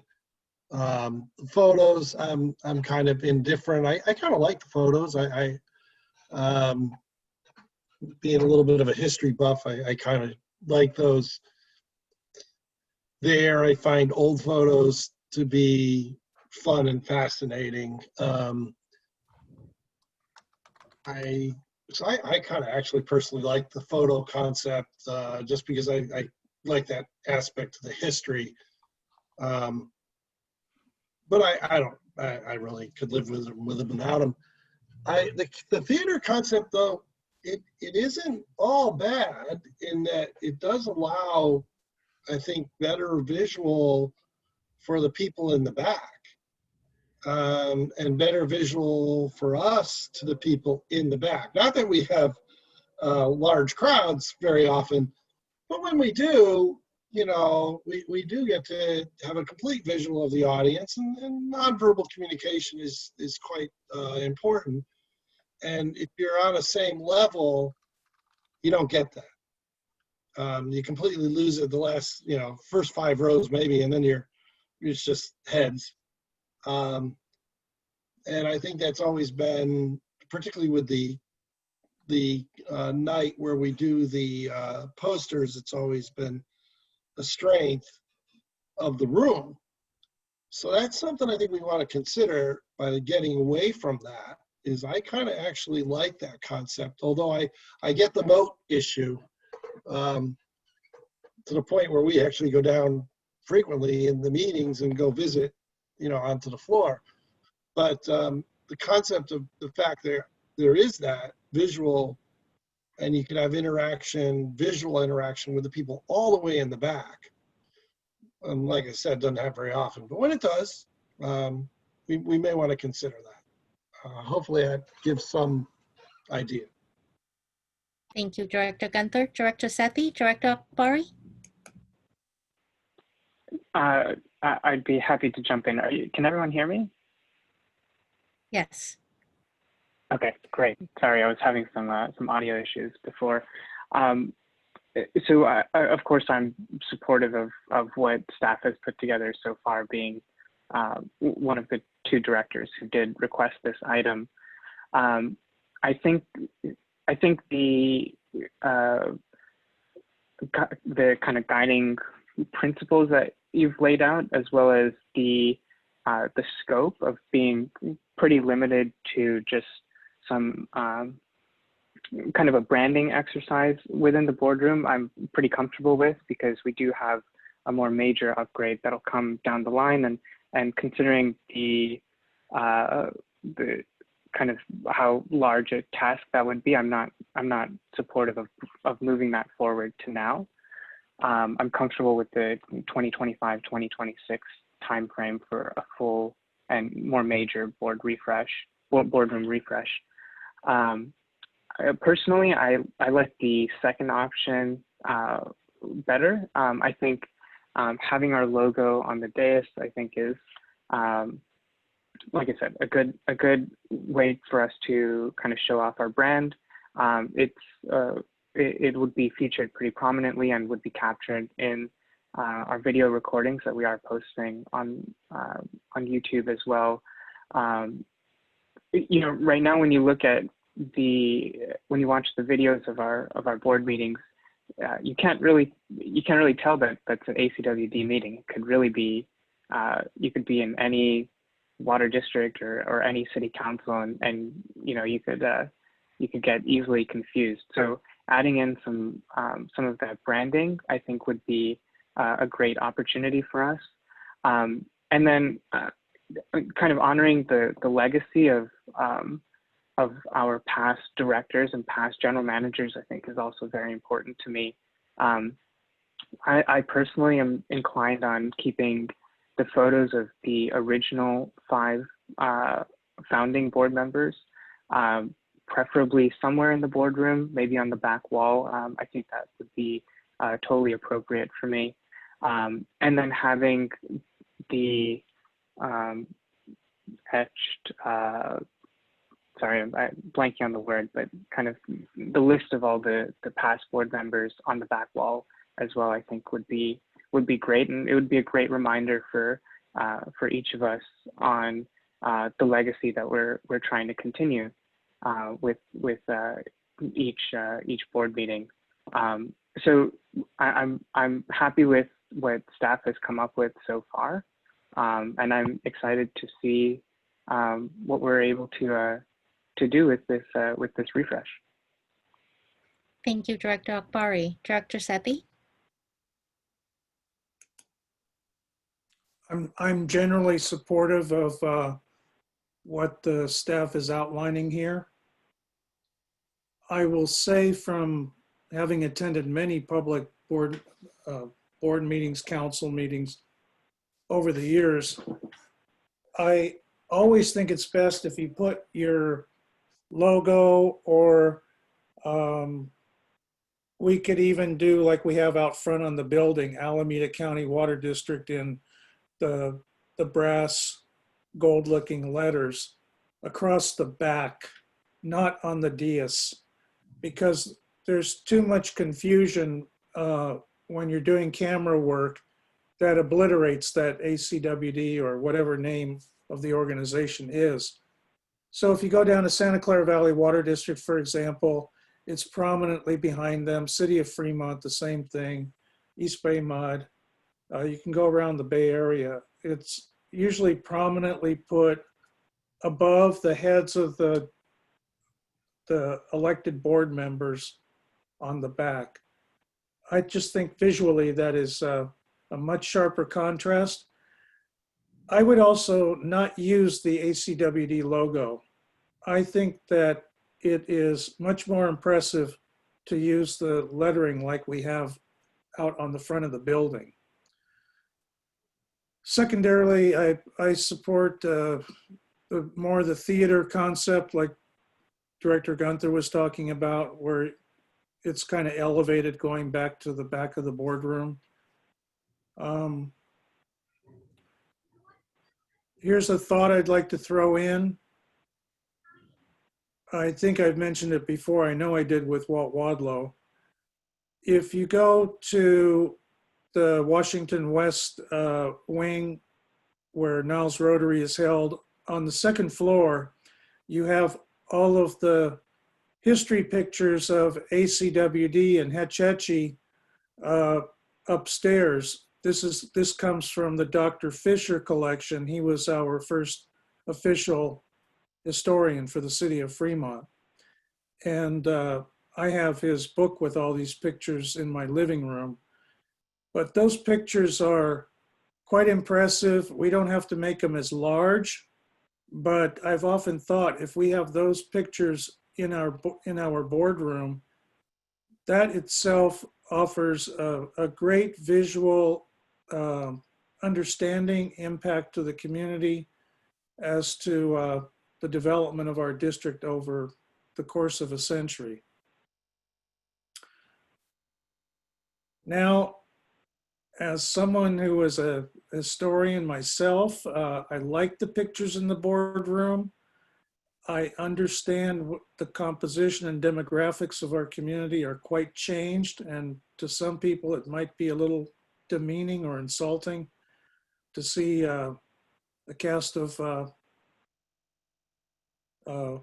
Caucasian people, white people, men principally, all, except for our lone board president in 106 years. So I've given this a lot of thought, and not just this last week or last month, but over 10 years. I would rather see all the pictures taken out on a refresh. I don't want to see 5 board members from 100 years ago up on the wall.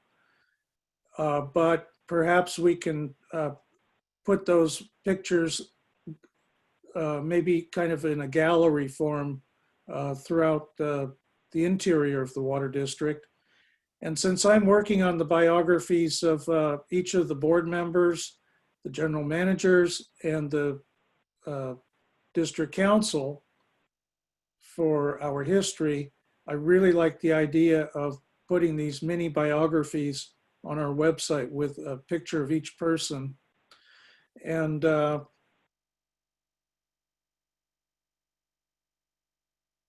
yeah, I can see that it needs to be a little bit more appealing in our boardroom to you know, just the general public, and a little bit more receptive.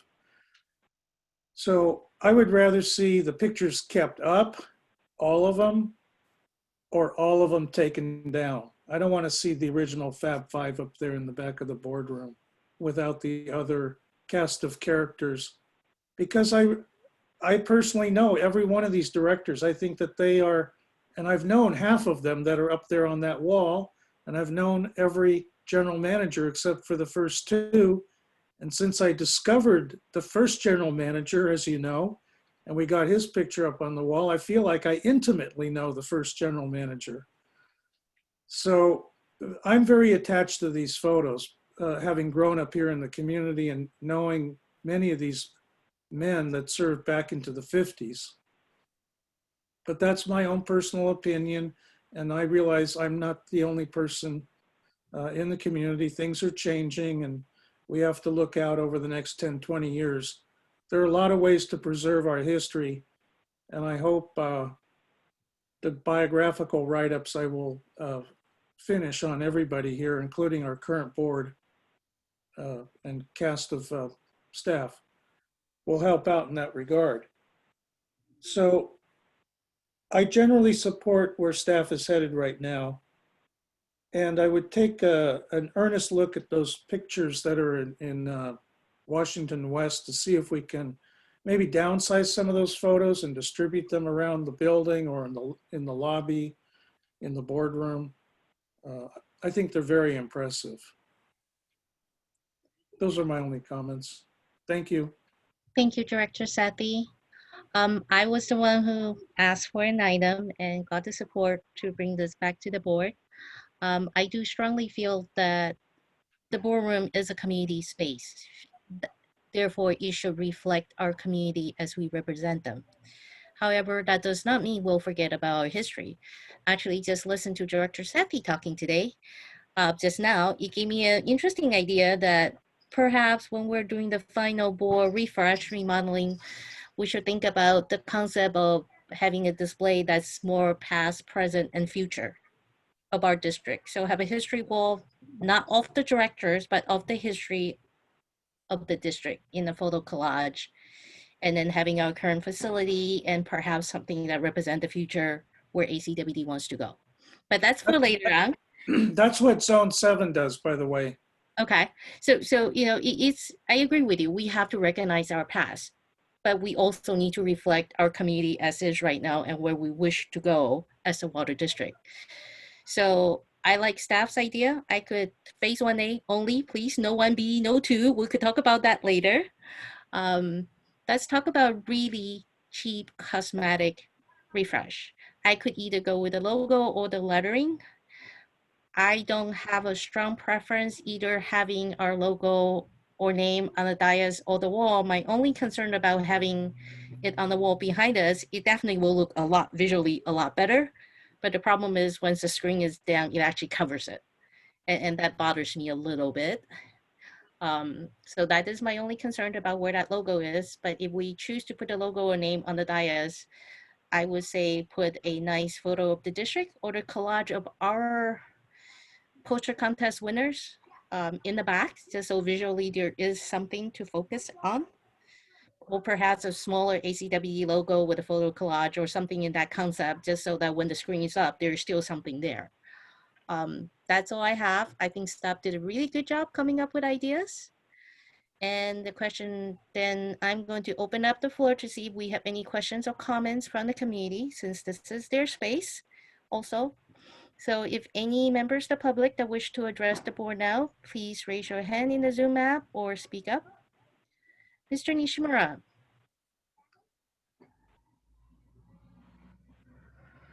Okay, I gotta find the unmute button. I'll start by saying, you know, the image of the meeting that's being projected just makes me think about the dissociation constant of hexafluorosilicic acid and the resultant fluoride ions in the water. But I digress. The comment that I have is, you know, this is a community space, and to the degree that the people do come through there, it would also be nice if there could be some explanation about the, you know, the water system. Where does the water come from? How is it treated? How is it sent to your house? What are all the things that go on behind the scenes? Because I think that's important for the public to understand. And when we've had opportunities for the public to visit sites, I think we had a public event, if I recall, at the desal plant, I believe. It was relatively well attended. So there is definitely curiosity in the community about that. So I would just like to throw that out there as well. And the other comment that I have is the district should consider the use of electronic technology. I mean, most all public spaces now are switching to large format video screens. And yes, there is an upfront capital cost associated with it, and there is an IT issue, but the flexibility that one has in rapidly changing the material that's presented, I think is a definite win.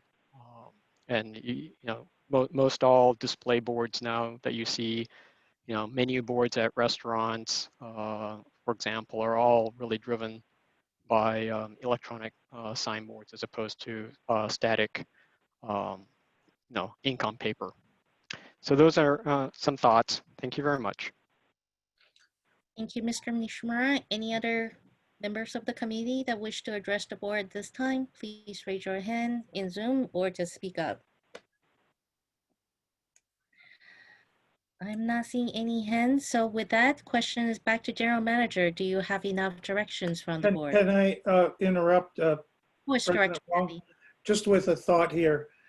The reason I like the lettering like we have on the front of the district behind the board is we don't have to have that large screen there to begin with. If you go down to the Santa Clara or Valley Water District Board meetings, City Council, most of the public meetings now in the area have the television feed of what is going on up front, right down to the audience level. So like in Fremont City Hall, they've got 4 of those screens, so you can look up and follow what's on the television screen without having to see what's all the way forward in the front. And I think that might be a better way to do it, where you hang some of those flat panel displays from the ceiling down to a comfortable audience level, maybe 4 of them, instead of forcing everybody to concentrate on the screen in the back. It's just a thought. And I think that's a brilliant idea that we should talk about as part of phase 2 project.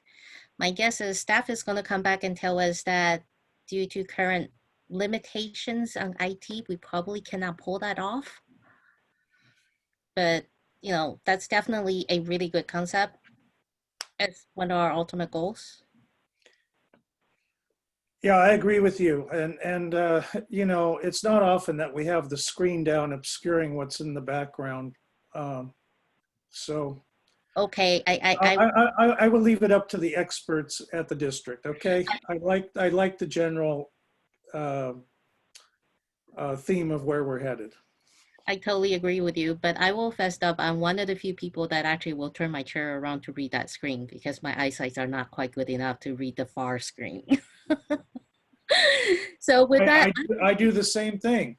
There's a fix for that once we have enough AV and IT capability after the room update. I think that could be an easy fix. But with that, Mr. Shaver, do you need anything else from us on this item? So what I'm hearing, I mentioned there was a slide on guiding principles. You might, if you can go back to that, Andy. It's the 8th slide, I believe.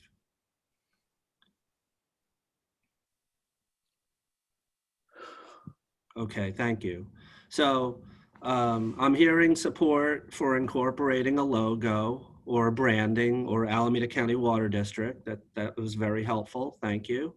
I'm not hearing any opposition to add some visual interest, some color. In fact, I'm hearing more, hey, that would be great. And what we can do is this and this. And I think some of that stuff is potentially possible, but some of it I would propose to go into phase 2.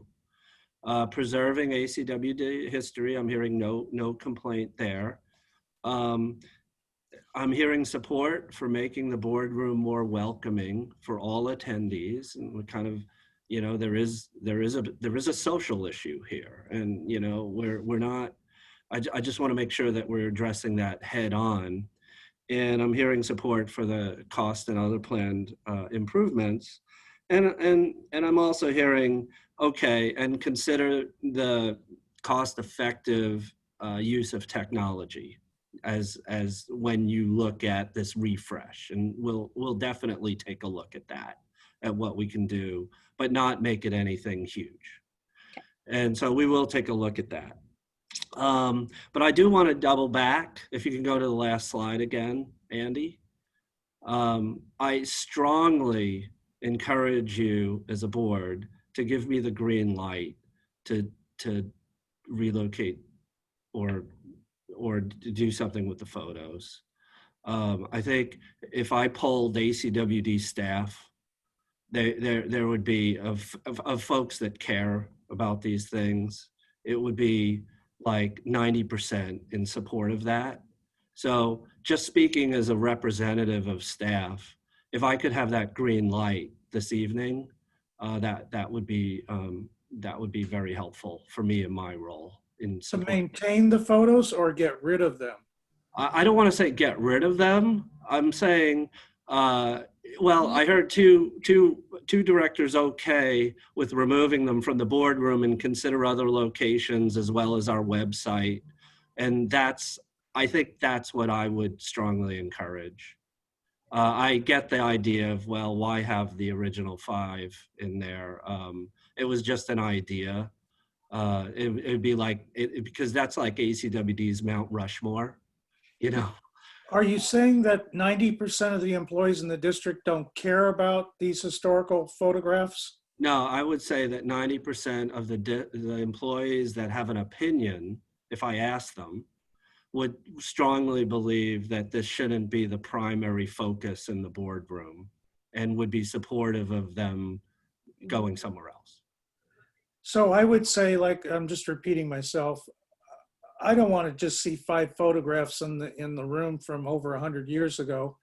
Either keep them or get rid of them all and put them in some other part of the district. Yeah, I'm just reluctant to say get rid of them. we'll find an appropriate place to do something, and I'll come back.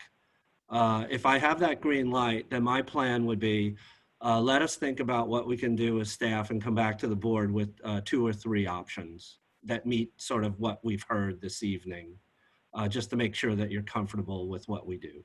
Yeah, Bob, you can put these photographs down the hallway like they do down at City Hall in the staff areas. You can put them in the lunchroom, in the other room that we often meet at. And when I polled staff about those kind of concepts, there was no support for that, because then it feels like they're all just kind of like watching us, you know. Oh, and, you know, so where would you propose putting the photographs? my preference would be let's preserve them, carefully scan them, get them on the website with your idea of the bios. That would be the best spot, or maybe we can find some place in the lobby to have some of them or all of them, or do Okay. So I'm just joking here, Bob. So you really want to bury them now, right? We don't want to bury them. We just think that while they reflect the history and we're all standing on their shoulders. I mean, they built this place, right? And we're all benefiting from the work that they've done. It's just that there's a social issue too. And if we kept the photos where they are, the board members don't rotate that much here. We could go another 50 years and we'd have 5 more photos up there. And so you're not going to reflect the community demographics like for a long, long time. So I just think that we can find a place to honor them. We can have a beautiful plaque, maybe even use a monitor or something. Maybe we could do something where if somebody's interested, we can have the TV, a TV on the back room that shows, you know, historical directors or something. I don't want to get rid of them. I just think that where we are as a district, I very much appreciate their contributions, but our community is just so diverse now. Okay, Bob, you probably won't be surprised if I come back in the future and propose that we add a wing to the water district called the ACWD History Room. Yeah, no, I wouldn't be surprised at all. And one of the things that I was thinking about, because I thought that, you know, and I have to admit, once directors Huang and Akbari sort of gave me a green light to bring this to the board. This has, you know, been an issue for me for a while. I thought that I might hear a comment like, well, I want my photo up on that wall. And my retort was going to be, well, that'll happen, but as soon as you're off the board, some future board is going to do something with those photos. So it won't be long. So now you have control of your own destiny. All right. Well, I am bound to see that we have a ACWD history room at some point. Okay, we'll see if we can do that at some point. But right now, we're talking about phase 1A. Right. Okay. So, Bob, Director Akbari? yeah, I'm willing to give you the green light as well, Bob. I think you've laid out a couple of options, and I'm comfortable with kind of however we go with those, whether it's website or putting them up elsewhere. But I think the website is more preferable to me.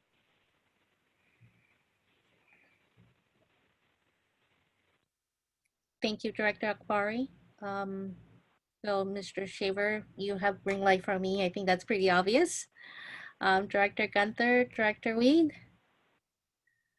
Oh, my preference obviously was to keep them on the back wall, but please preserve them. I was a trustee of a community college where, after a spat with the college president, all of the board photographs of the then current and past trustees were thrown away.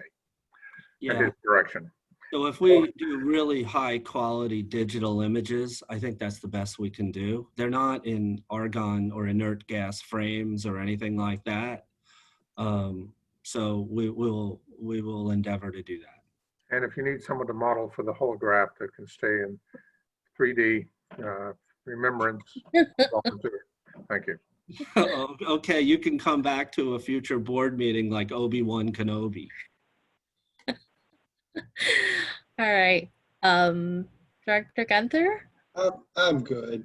They're pictures. I'd love to put history pictures, but no, it's okay. But I do think we should do something with the logo. I do feel that that should happen, and maybe that's an opportunity, temporarily opportunity, perhaps. Yeah, what we'll do is we'll bring back, like I said, you know, a few options, maybe some with it written out, you know, and some in logo form or some combination. Shireen, I can already feel her creative juices beginning to flow, and she'll come up with some options that I think hopefully you guys will appreciate. You all will appreciate. Sorry, got to stop using my East Coast terminology. That's all right. Thank you, Mr. Shaver. Just a reminder, I think you heard the wishes from the directors that we want to preserve those pictures.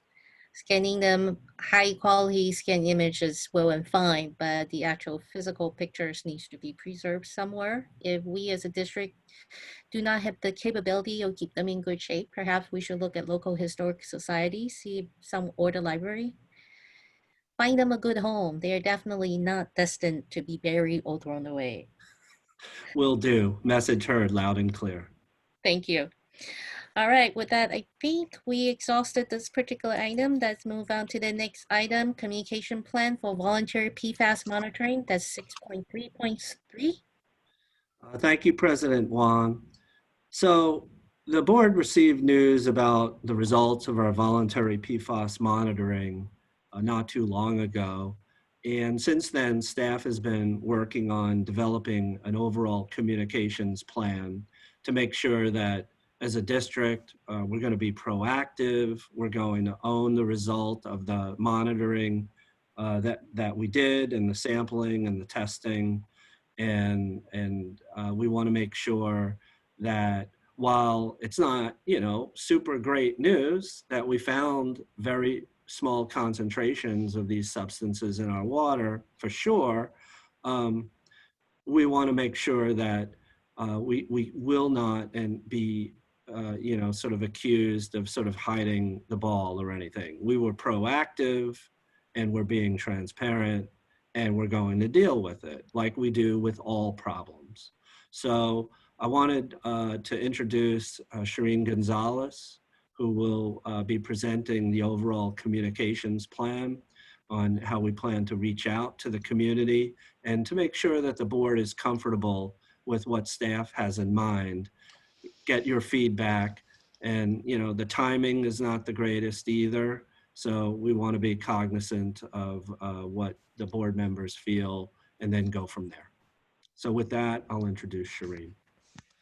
Thank you, Mr. Shaver. Good evening, board, staff, and members of the public. Tonight, I'll be presenting our PFAS communication plan, as Mr. Shaver mentioned, to educate and inform our customers about the results of our voluntary PFAS monitoring, specifically the results of our first round of monitoring that was conducted in June. I'll be providing a bit of an overview. I know there have been previous staff presentations, but I think it'll be helpful for members of the public and just as a refresher as a whole. Next slide, please. So what are PFAS? PFAS, also known as per and polyfluoroalkyl substances, are a group of man-made chemicals. There are more than 6,000 chemicals, but two particular of contaminants of emerging concern, and that's PFOA and PFOS. They've been in widespread use in the United States since the 1940s, and unfortunately, they're ubiquitous within the environment.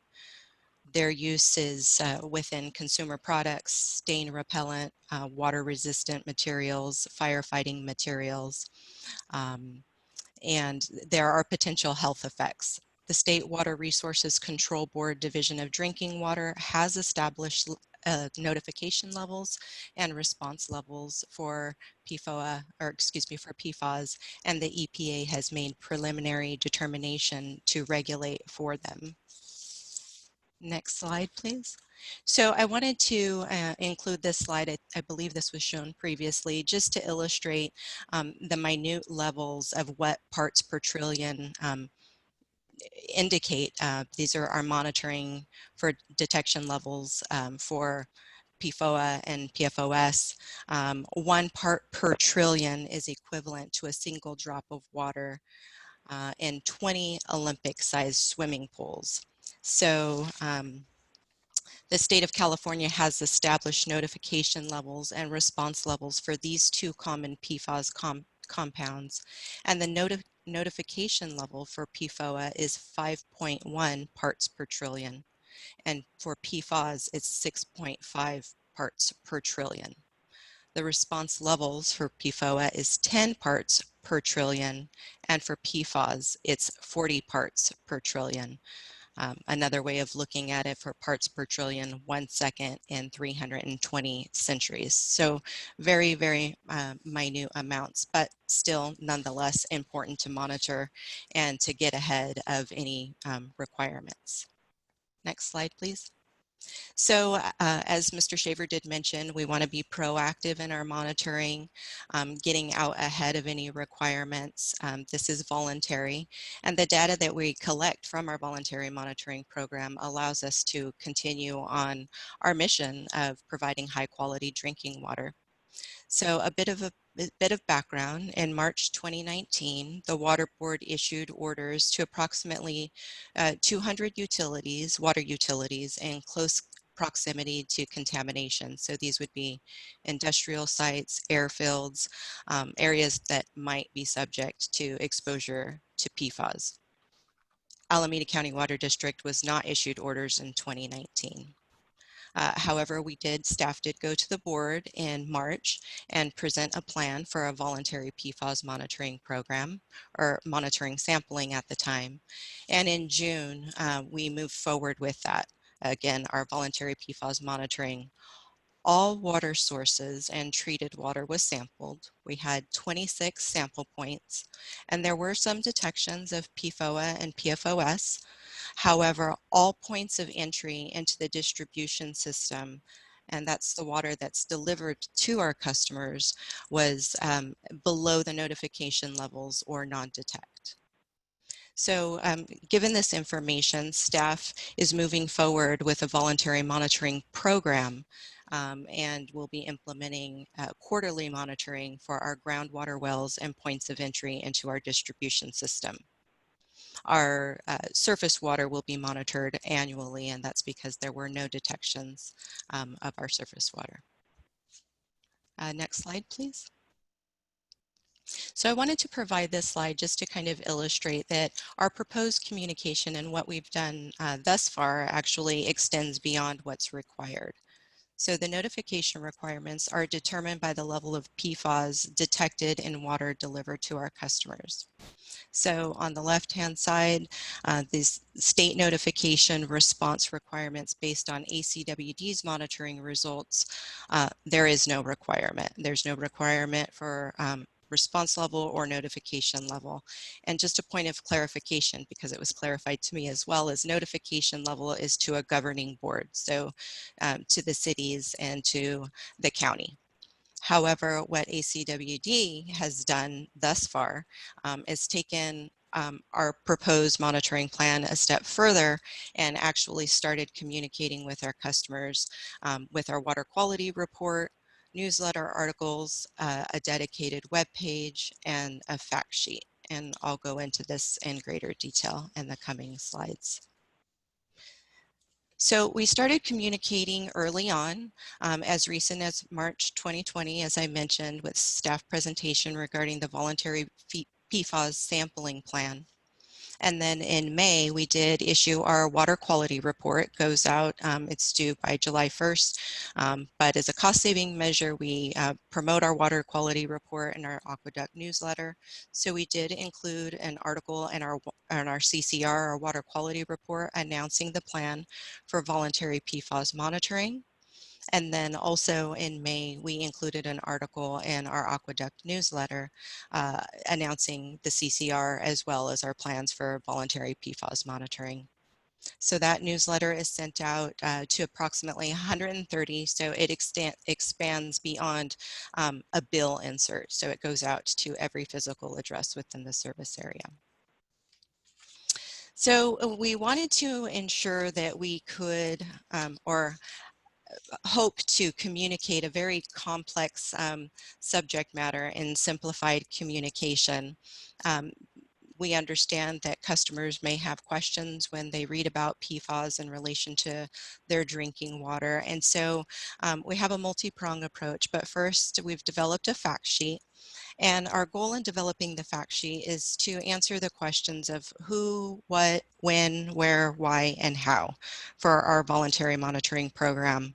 We really want to be transparent with our customers, and we want to tell the story of our drinking water and our water quality. We want to get out ahead of any third-party PFAS being discussed in the media. And so we really want to gain our customers' trust by being upfront and not hiding anything.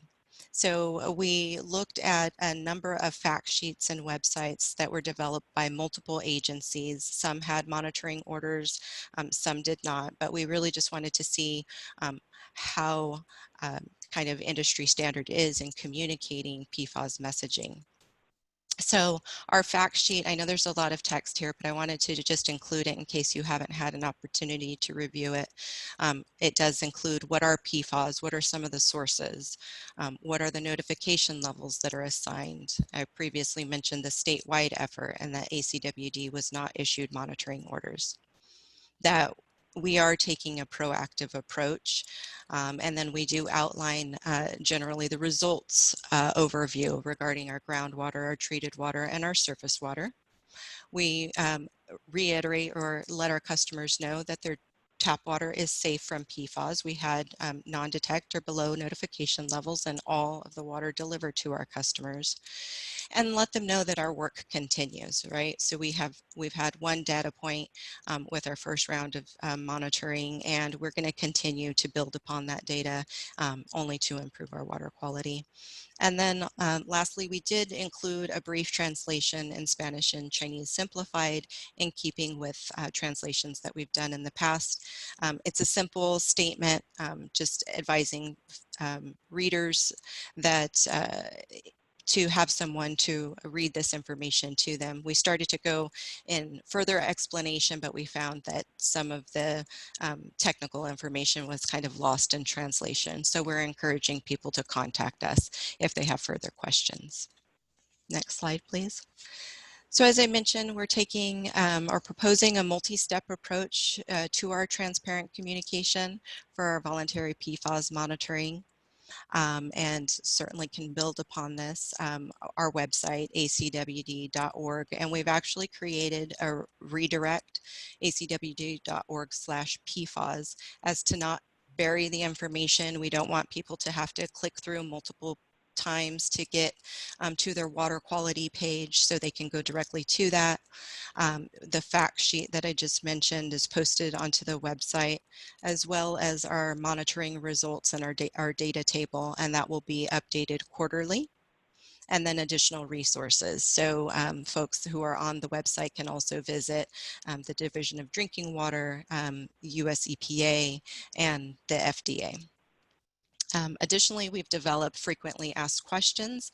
These FAQs are also accessible from both our PFAS page as well as our water quality page, where other FAQs regarding water quality are located. And then we are also drafting an article for our upcoming newsletter that'll go out September, October timeframe to let our customers know about our voluntary PFAS monitoring, direct them to the website so that they can view the detailed results. And then we've also worked on developing internal FAQs and talking points for our customer service and operations staff, anticipating that when customers read about our voluntary sampling program or monitoring program, that they may have questions. And so we want to ensure that our staff are prepared to answer those questions as well. Next slide, please. So these are next steps in continued communication for our PFAS monitoring. As I mentioned, quarterly monitoring of wells and our distribution system entry points. That'll be done on a quarterly basis with the information posted onto our website, as well as submitted electronically to DDW. And then annual monitoring of our surface water. And of course, we'll continue our communication and adjust as needed. Is regarding source investigation for next steps. We're in the early stages of conducting source water investigation to identify the potential sources of PFAS in our groundwater supplies. So we've had just one round of monitoring, and like I said, building upon that data will certainly be helpful with our source investigation. And then with regard to our system operational impacts, I'm currently in the process of evaluating our system operations to keep PFOS levels in water delivered to our customers below the notification level, which is where we are currently. And with that, I will open it up to any questions or comments that you may have. Questions or comments from the board? I have just a small, actually this is not a small request, but one that might require a little bit of extra work. So if it's too much, do let me know, but would it be possible for us to include some additional translations? I'm thinking specifically of Tagalog, Punjabi, Pashto, and some of the other more common languages that are spoken within our community. Would that be, would that add too much complexity to this plan? Director Akbari, that's a great question, and I don't see that there would be a problem adding additional. It's a simple statement. It's not the entire fact sheet, but we can certainly incorporate that with relative ease. And that would be consistent with what we do with our customer confidence report, right? The CCR that we do, where we have more language. Yes, we have a total of 13, I believe, with our CCR. There are a few spoken in our service area. Yeah, I think if we can add a few more translations, the ones that I listed were just the ones that came to mind as being more common within our service area. But if there are others as well that we can add to that, that would be great. State guidelines on the CCR, so I think I would lean towards being consistent with that if we can do it without kind of taking up all the real estate on the fact sheet. We have to find a place to put this so that it can be added to page 4. Okay. Perfect. Thank you. Thank you, Director Akbari. Any other questions or comments from directors? Director Sethy here. Shireen, this is a really good job that you did, your entire team, taking the lead on this, getting out in front on, an issue that could devolve in ways that we don't want to see. I still remember, all the issues around putting fluoride in the water. And this could be one of those same kind of issues that erupts in the community. And we know who the players are that are trying to promote their point of view. So I would just say a really good job overall. We reviewed this in the LICA committee meeting, and I'm thinking, because I was down at this conference recently in early March, where this was discussed, this subject, for the Groundwater Resources Association conference, that this would make a really good presentation at a subsequent AQUA, maybe the winter AQUA, to talk about your communications plan for getting ahead on a tough subject and everything that you did.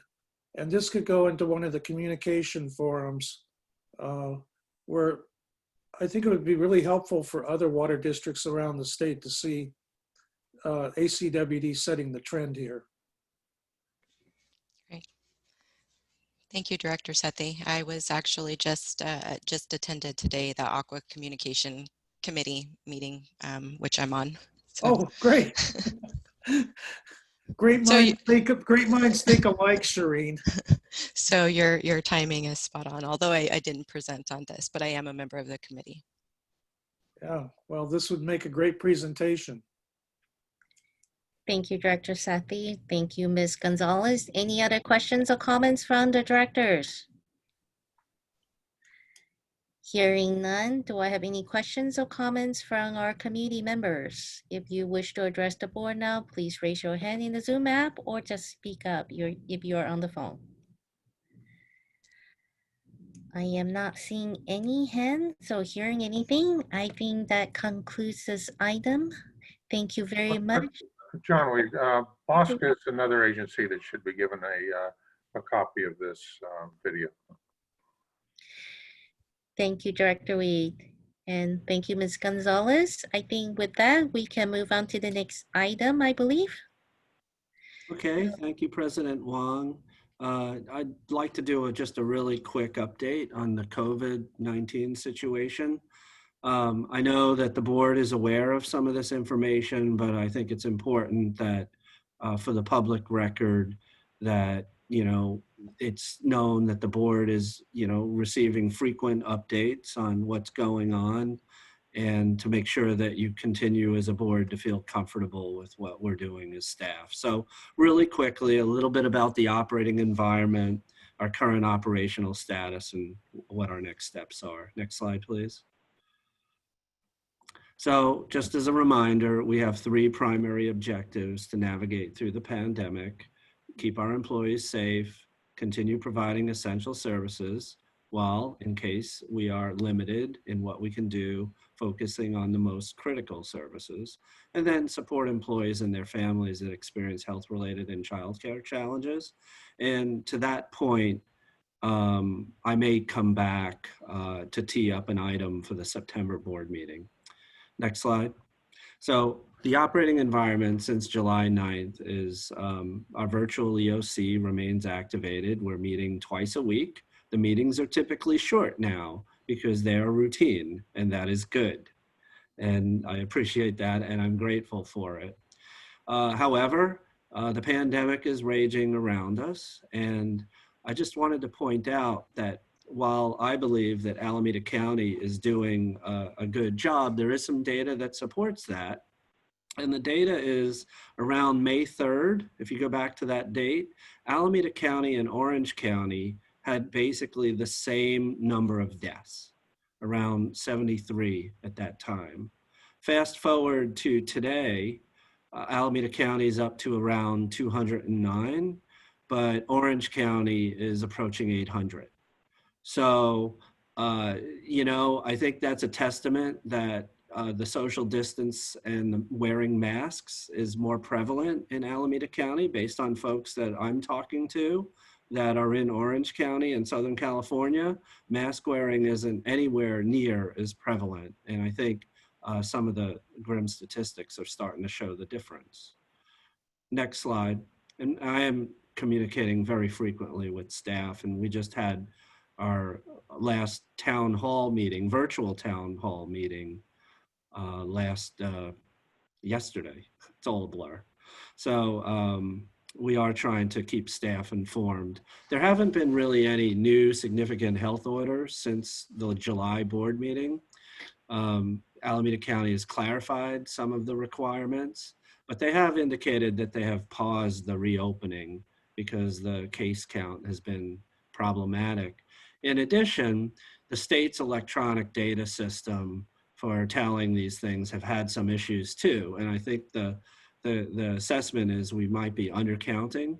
So until the state gets a handle on that, if you're basing your actions on data, you need to trust the data. So I don't think Alameda County will do anything until that data is confirmed.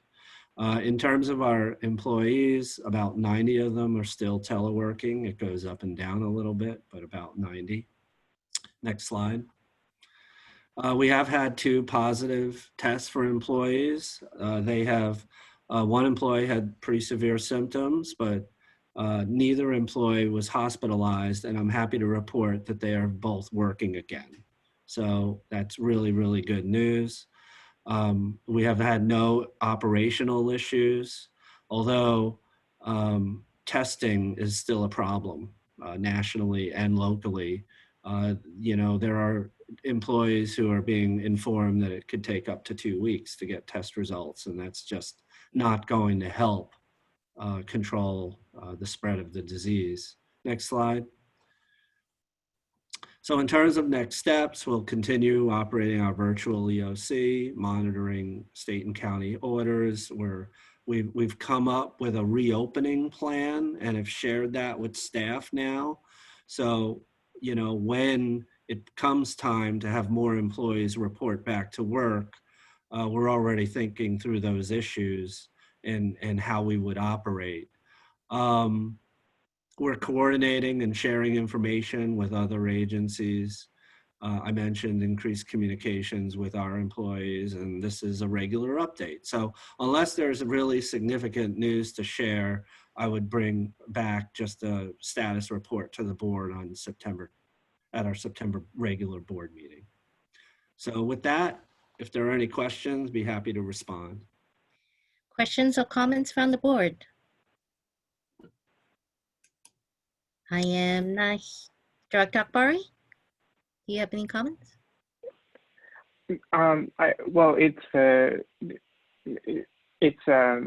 I think something that our general manager has already addressed previously, but just one thing that I would prefer.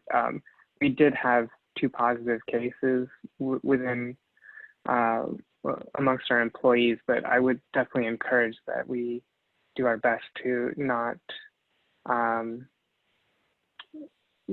reveal, I guess, who those employees were if possible, and in no way would I want them to feel like they are being ostracized within the organization or anything like that. I would definitely want to keep that keep their anonymity if possible. Yes, and that's a good point.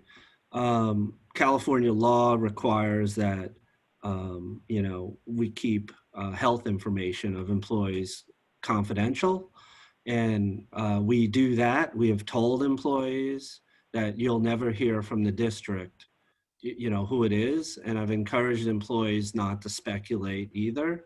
But human nature being what it is, employees want to know.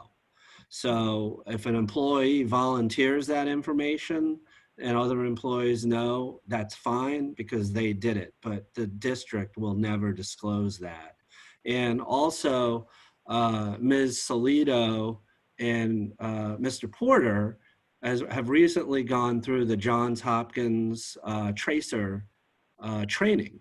So they have now been trained to interview any employees that test positive and then kind of follow the breadcrumb trails to make sure that other employees that might have been in contact get informed that they should either quarantine or get tested depending on what the situation is. And so I'm happy that we've done that. And then just because I did sort of tease it at the beginning of the presentation, the one thing that I'm planning to come back to the board in September, unless something miraculous happens at the federal government level that I'm not expecting, is the board authorized me to provide staff with expanded FLMA benefits at a previous board meeting, which has been really helpful.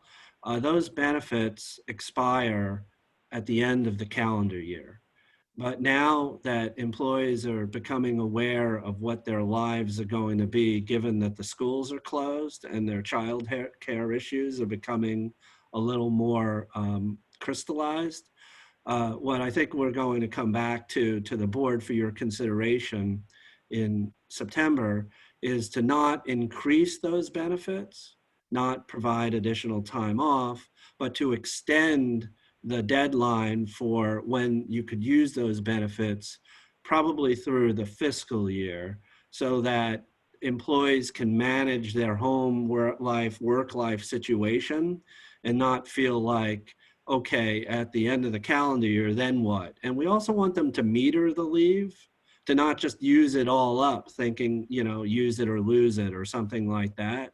So in our town hall meeting, we already have informed employees that these are some of the things we're looking at. And that's one of the things that we're going to come back to the board, I believe, in September to discuss with you. So I just wanted to kind of tease that. Thank you, Mr. Shaver. I do have a couple questions, and answer them if you can. If you can't, just tell me so.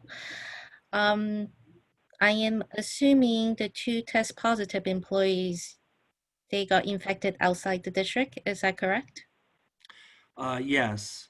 So one employee, and I think I can disclose this, was on vacation for a relatively extended time, and it was getting time close to come back to work, and then started experiencing symptoms. So we feel confident that that exposure was away from the workplace.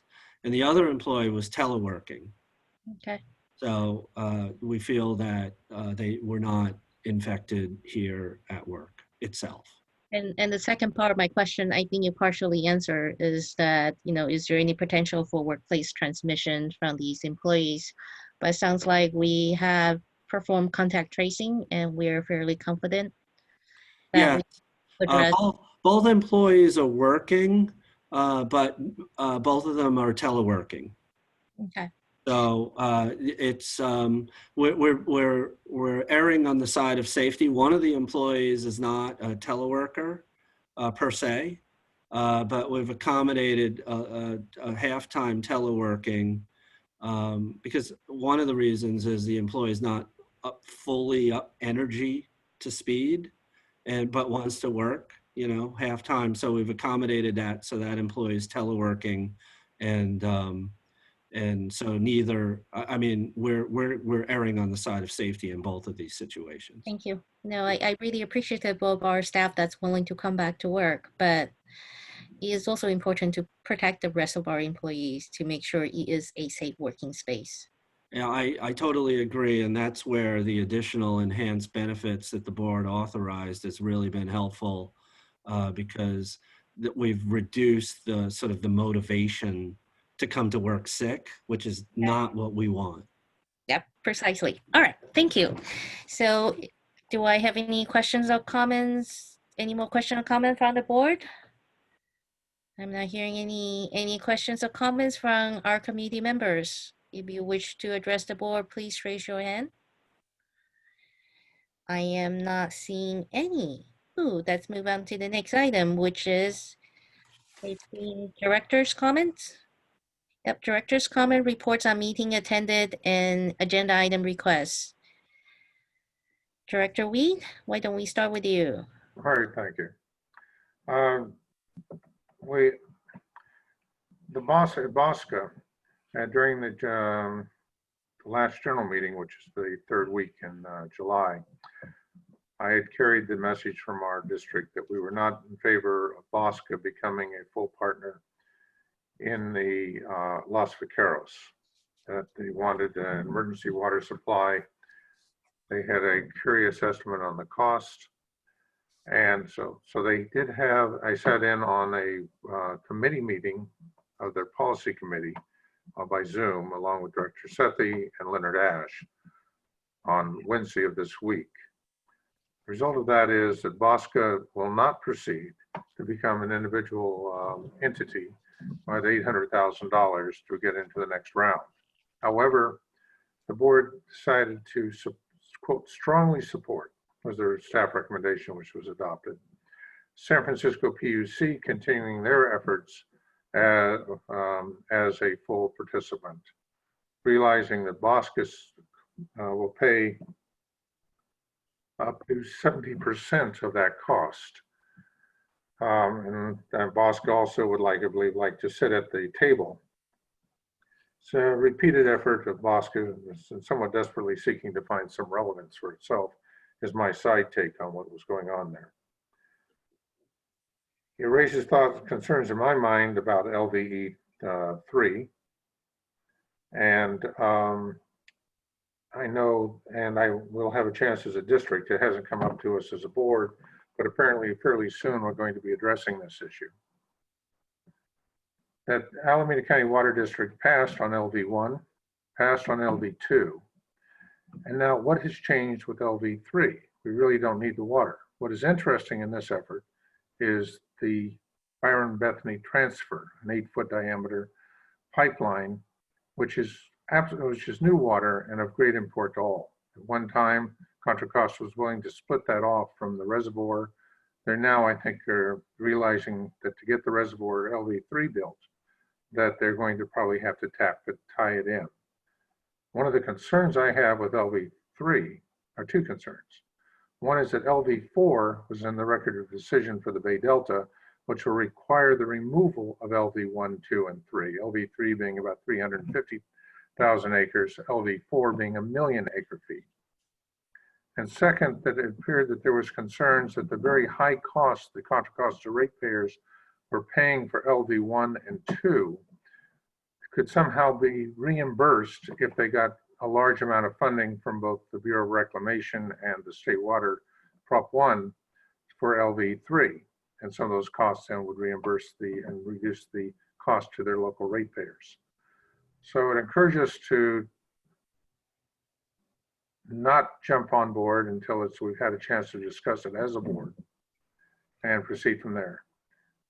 The second item I have is that there was a report in the news the last 2 days of a major breaks in the East Bay Mud District, which was reported on, admittedly, to a non-technical response, that they felt it was overpressure of brittle pipe.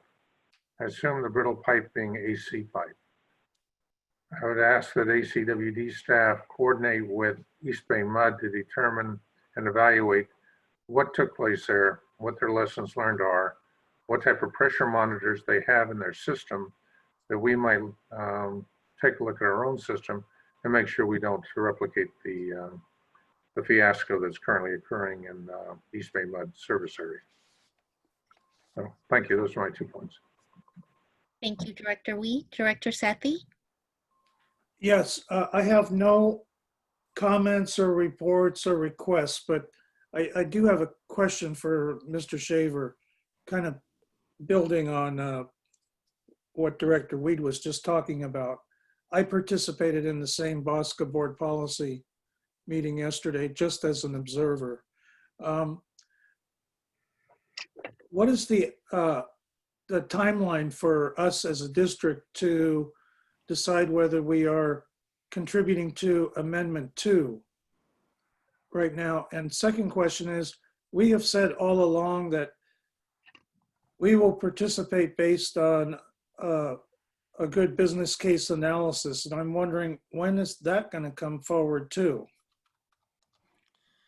Yeah, so the Second Amendment, I think we've talked about it, potentially up to $1 million for ACWD, approximately that. I'm going to ask Ms. Heides, who has been working very closely on this, when we will bring this issue to the board. It's coming soon.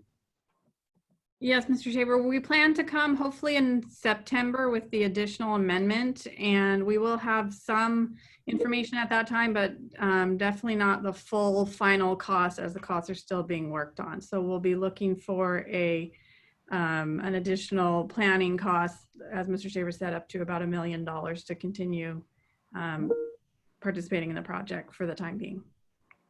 And what about the full business case analysis? You know, that's a good question. It's a little further out, and there's still a fair amount of work to do on the cost allocation work. So, you know, I'd hate to guess right now how long that's going to be, because things are not necessarily moving super fast. But hopefully next year. We need to basically be there by the end of 2021 for sure. With right. That's the deadline for forming the JPA. Right, and so that's everything. So I don't want to get us sidetracked here, but let me just ask another quick question.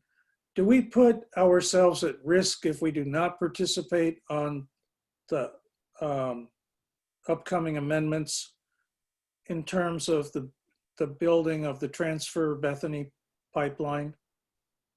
Because just like Director Weed is saying, that's the most important thing that we want near term. I would say probably. Because now you're not a player. I mean, you lose, unless you ante up, you're out of the game. So to me, if you're interested in either LVE and Transfer Bethany Pipeline, they kind of are interrelated. I think you want to stay in the game and see where it goes. Well, the primary beneficiaries of that Transfer Bethany Pipeline are Zone 7, ACWD, Santa Clara, right? Right, but you know, if I think the other South Bay Aqueduct agencies would have serious questions about ACWD's intent overall by pulling the plug on participation right now. If I might, Director. But this, I think I see your counsel is starting to twitch a little bit, though. He's starting to change his position in his chair a little. I don't know. Are we straying into realms that we should not be discussing? Yeah, this is director's comments. We got a quick report. I would suggest that we have a discussion when this is agendized, because there may be other people, other agencies, other members of the public that would be interested in this conversation. And so, you know, Ms. Heides indicated that as early as September, we will be bringing the amendment. So then I think everything's fair game. Okay. If I could ask that we have also the input from the other South Bay contractors on what their position is. I'm hearing stories of what Santa Clara's limited review on this is, or the Valley District. That's a good information request and certainly appropriate for right now. Thank you, Director Weed. Director Sethy, any additional comments or questions? No. All right. Thank you. Director Gunther? Not on these. Are we going to discuss Aqua right now, or should we working on that? Are you requesting to attend the conference, or? No, just reporting back from the virtual conference. Did you have any expenses? No. So it's optional. The board rules only require you to report out at the next regular board meeting. Oh, I did have expenses on.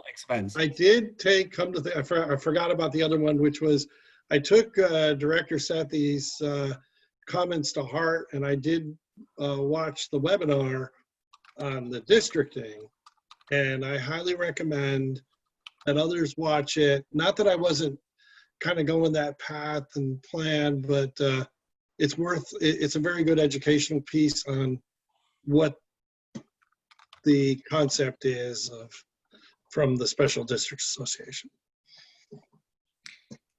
Thank you, Director Gunther. Director Akbari? Yes, I'll keep my comments very brief. On July 22nd, I attended or virtually attended the Alameda County Department of Public Health update for elected officials on the COVID-19 pandemic. And I passed along my notes to the general manager and board president. And then I also attended the Aqua Summer Virtual Conference, July 29th to July 30th. Attended some sessions related to IT strategic planning, using customer data for communications, and a few others. And yeah, it was a very interesting format for the conference, but I think they pulled it off quite well. And those are all my comments. Thank you, Director Akbari. And I actually have no comments. So with that, let's move to item 8, closed sessions. We have 3 closed session items. Item 8.1 is pursuant to California Government Code 956.9D2, significant exposure to litigation, 2 potential cases. Item 8.2 is pursuant to California Government Code Section 54957.6, conference with labor negotiators, agency designated negotiators, Robert Shaver, Jennifer Solito, Jonathan Wunderlich, and Stacy Q. Employee Organization, Operating Engineer Local 3, and ACWD Operators Association. Item 8.3 is pursuant to California Government Code Section 54956.8, conference with real property negotiators, property, N3 Cattle Company consisting of 131 parcels and approximately 50,535 acres in Alameda County, Santa Clara County, San Joaquin County, and Stanislaus County. Assessors' parcel numbers were furnished by owner's representative and are attached to this agenda. Agency negotiators, Robert Shaver and Ed Stevenson. Negotiating parties, N3 Cattle Company, LLC, Wren Jr. and Wren Jr. Trustee. Under negotiation, price and term of payment. So with that, I will adjourn to the closed session, and I assume, Mr. Warren, you're going to send us an invite to a separate room? Yes, so the first is the board to discuss item 8.1. The board, Pat, Mr. Miyake, Mr. Shaver, and Ms. Salido. So I'm gonna move you all to that room right now. And Andy, Judy Boyette should be in that as well. She's a participant for the first one. Let me write that down. Thank you, Pat. Okay, here we go.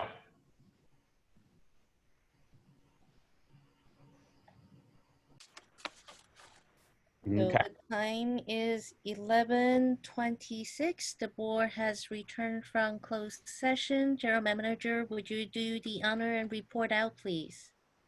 Certainly. Thank you, Madam President. For item 8.1, pursuant to California Government Code Section 54956.9 D2, conference with legal counsel, anticipated litigation, significant exposure to litigation, to potential cases, no action was taken. Regarding item 8.2, pursuant to California Government Code Section 54957.6, conference with labor negotiators, the agency designated negotiators are Robert Shaver, Jennifer Solito, Jonathan Wunderlich, and Stacy Q. The employee organizations are Operating Engineers Local 3 and ACWD Operators Association, and the board provided direction to its negotiators. And regarding item 8.3, pursuant to California Government Code Section 54956.8, conference with real property negotiators. The property in question is the N3 Cattle Company, consisting of 131 parcels and approximately 50,535 acres in the counties of Alameda, Santa Clara, San Joaquin, and Stanislaus. Assessors' parcel numbers were furnished by the owner's representative and are attached to this agenda. The agency negotiators are Robert Shaver and Ed Stevenson. The negotiating parties are the N3 Cattle Company, LLC, Wren Jr. and Wren Jr. Trust. Under negotiation, price and terms of payment, and the board in closed session gave direction to its negotiators. And that is the closed session report for this evening. Perfect, thank you. With that, then I will call the meeting adjourned at what, 11:27, 28? 27. 27, thank you, Andy. Thank you. Have a great night.